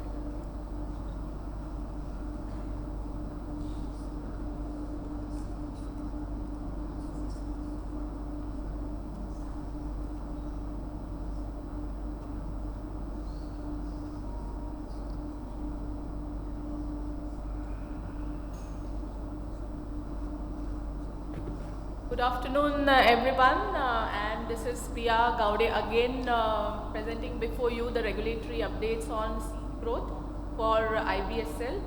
And the content of my slides would be highlights of this year and outlook for the next year, new projects until 2030, and sample import permits and the regulatory update on Bangladesh and Sri Lanka with respect to seed. So the highlight of 22 was Riatis registration, and the first diamide registered by Bayer and Rice in India. And a big thank you to Vijay and all of the field colleagues for the timely support in helping us getting the responses from the universities, and thus we could achieve this in 2.5 years time. So thank you very much for that. We are planning for a label expansion in FAW, for which the data generation is ongoing now, and we will be submitting the dossier next year. On the label expansions, we have already one approval which is Raxil in rice, and Gold Extent, Bengal gram and Gaucho. We expect them to be cleared in the RC, which is to be held tomorrow. We are waiting for the news from our Delhi colleagues for approval of these two products. On the new registrations for next year, we are targeting Riatis plus submissions in rice and maize, again the same crops as of Riatis, and data generation is already started, but there are some issues with respect to operator safety, and we will be discussing it further maybe next week on the dose rates. The crop managers, and then we will take a decision on to move forward with this project. And label expansion, Riatis corn FAW is submitted next year, and we have 5 approvals in Gaucho. Already we have 10 approvals, and this 5 will be additions next year on various pulses and vegetables.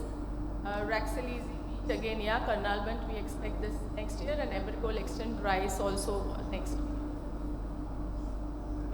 On the new projects, we have 2 projects, which is routine start isotianyl trifloxy mixture, which the data generation is already started this year, and we expect the submission by 2024. And we have a 3-way mixture, the results of which we saw this morning on three crops.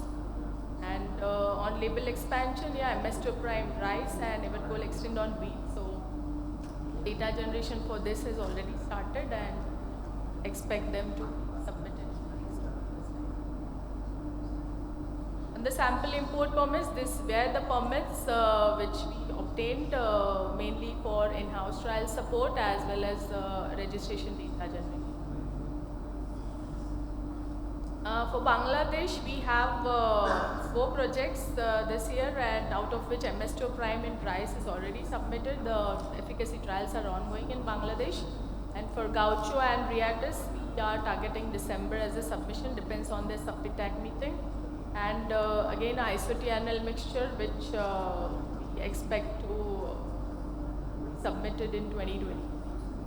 So this was all about the seed treatment regulatory update. Thank you, Priya. Quickly, we have Minal also virtually there, and I'd like to open her presentation for some of the fungicides updates. Hello everyone, can you hear me? Yes, Minal. So everyone have the presentation of efficiency evidence. Yeah. You want I can share this?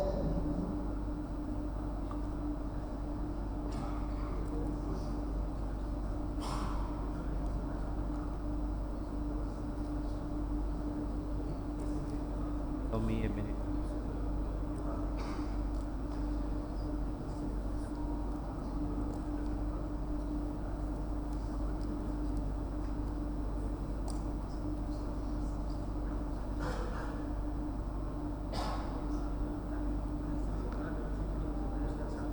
So, yeah, crop efficiency first.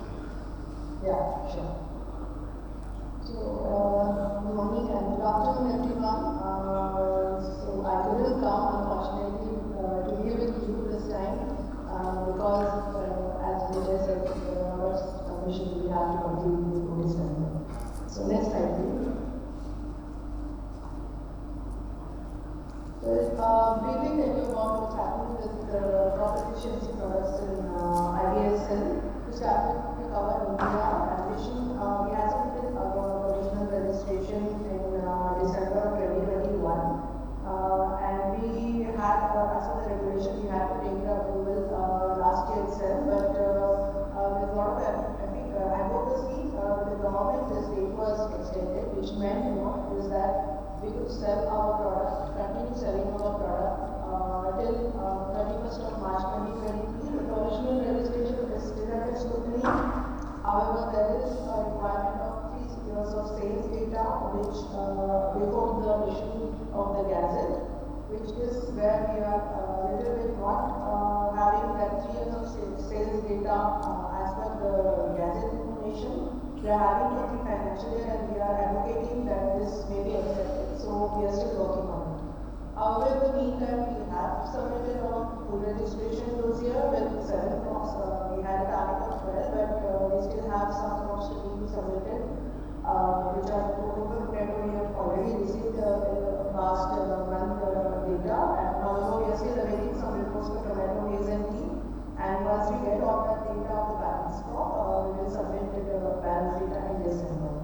As well as there are some reports of toxicology which we will be submitting along with it in December. So the approval what we are targeting is in February 2023, and we will see how this progresses because the entire scrutiny process is due for this FCO authority. So we are looking at how they are scrutinizing. Maybe we will call this for presentation to explain our product. So that is the status of ambition as of now. Next slide please. So regarding methanol, again we had applied for provisional registration, but this government did not qualify, meaning that it did not qualify because we are 3 years later also with us. However, we needed a time to submit it.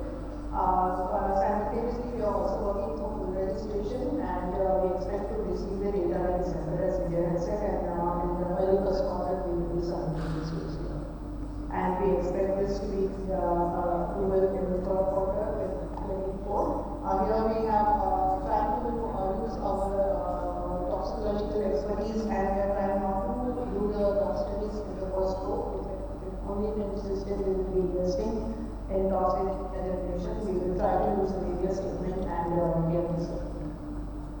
Yeah, next slide, please. The third product is ambition something which is a liquid fertilizer. Again, this will go to a different authority. This guidelines as well as the process is new for us as well. For this efficacy data generation already started. We expect to get it in this in 2024 and submitted in around second quarter of 2024 and expect this in 2026. Whereas other part of what the submission and how it will be, we are still exploring and we will be very soon by 2024 will be ready for submission. Coming to Bangladesh, addition again was submitted in 2020. There were some initial hurdles. See, all the crop efficiency products are new for every authority. Because the regulations are not there, other regulations are quite new. So everyone is struggling on how to analyze it and what are parameters to be looked into. So similar way, even the Bangladesh authority was struggling initially on how to analyze the sample. Then they asked us some more information like engineering tests. So we are going step by step moving ahead with this project as well in Bangladesh. And we are putting on the road to start field trials by the authority in this year. And we expect that around the quarter of 2024 we will get this approval. There will be some additional approvals from different agencies, government agencies, post even after we get the approval by the registration authority in Bangladesh. So with that timeline, which we expect this quarter of 2020. Yeah, next slide please.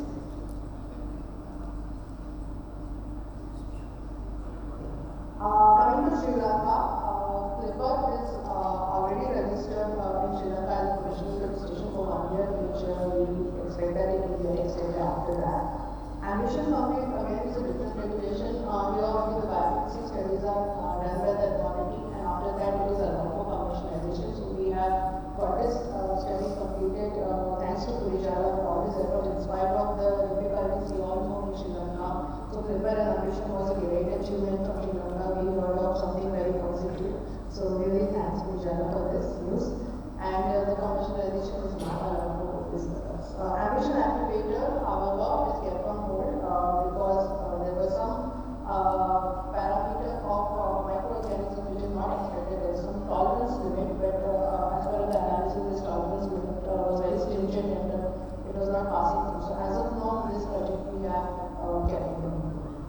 So that's about crop efficiency for IDSL. We can move to disease management slide. Yeah, here we go. Yeah. Next, please. We can see this. We can go ahead. Okay. This slide we have highlighted only about the label expansion. So this is combined India as well as Bangladesh because both are having a lot of label expansions approvals. So total 16 crops we have got approval. Out of that, 6 are from Bangladesh, and India, the colored bars are the ones who have approval letters already received, but all these are approved with the registration company, and some of the crops the approval letters are expected. So we made the Netico man happy by giving him a few more labels for to be sold in Netico. So with that, total 21 labels are there for Netico now. And even for Bruno's rice and groundnut, we have already received label expansion approval letters. Whereas for Infinito and Bruno, those crops are approved, but we will be getting this approval letter in just next 2 months. Next, please. Yeah, so this is the part which Vijay was also talking about. This is a record year of submissions for fungicides. So there are total 4 submissions with multiple crop as you can see, and out of that Zivana is already submitted and we are almost towards the end of Zivana Smart. So I want to take a pause here and I want to have mention a special thank you to Vijay and Sangram here for in spite of being there in the meeting. They really supported me as the last report on the tomato. So really heartfelt thanks for doing this because now I can complete my online submission.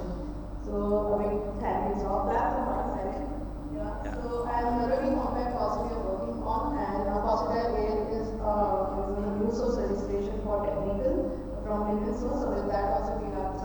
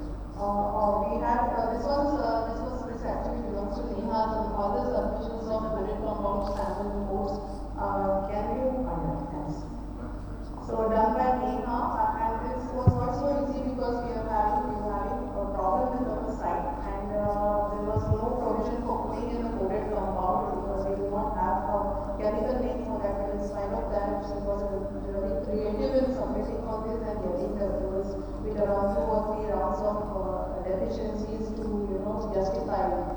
So this was a great effort with using the different strategies, regulatory strategies. So yeah, we could achieve this, get this all on time. Next one, please. So this is about October 2023. We have to work on a president in CR. It's a Lunas sensation and transit, and we are working extensively on clearing all the deficiencies, getting all the sections moving smoothly at CR itself. And transit also, we are keeping track of this availability, so moving slow, but the Lunas sensation is on track. And whatever deficiencies we are getting on the next from here, so this is going quite well. Only we are waiting on two more replies of deficiency from few universities, so we request your support to clear that. And then we have also a plan of submissions that is on 17 crops. That this is a mix of drone as well as the conventional strain. So around 17 crops we are targeting for submission, and the 5 crops we are expecting approvals in the 2020. Next slide, please. So these are future projects. There are around 7 projects. You can see there is a lot of submission in 2024, which means we have a lot of work to be done in 2023 to obtain these reports. And recently I have mentioned this because we have recently come across two unique cases wherein the gas which has changed, and because of that we had to relook into the safety aspects of it. So for timely gas availability and timely initiation of the trials for university is very important. This was really a different type of lesson which we learned, because again a safety aspect has to be looked into when we are having some changes in the gas. So there will be a different process altogether framed by PMO. Samudra is working on it, and maybe next year we will be more as an expert team we will be doing it this process next year. So just to keep in mind, there is a safety check. Whenever there is a change in the gas, there is always a safety check to be done before we start the university trial. So we have like that. We have a lot of projects for 2024 which we should be moving in 2023, so that we are right on time for the submission. Yeah, next slide, please. Yeah, this is about the Bangladesh and Sri Lanka project. So we already expect if the submitted meeting is on time, we expect that we should be getting this registration by December. And the launch will be next year. Fellowship also, we expect in first quarter 2024, so there is still time for that. We did again, besides India, there was a lot of submission for Bangladesh as well. There were 4 submissions.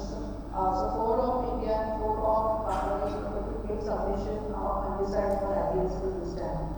So it was a huge task to be handled.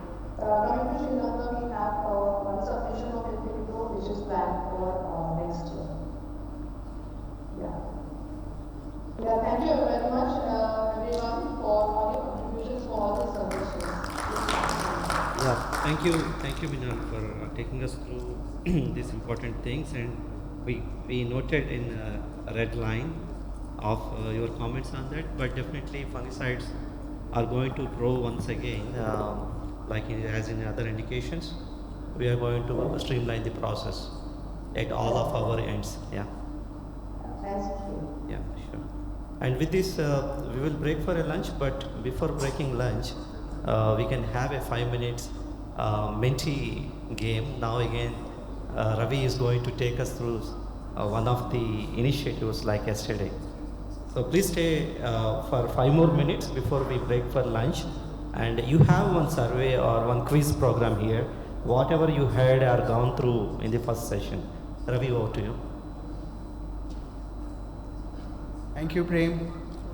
So, ladies and gentlemen, boys and girls, I hope you are ready for one more fun round of Menti quiz. Get your mobiles ready while we set up the QR code display, and I also request the online people to participate, please.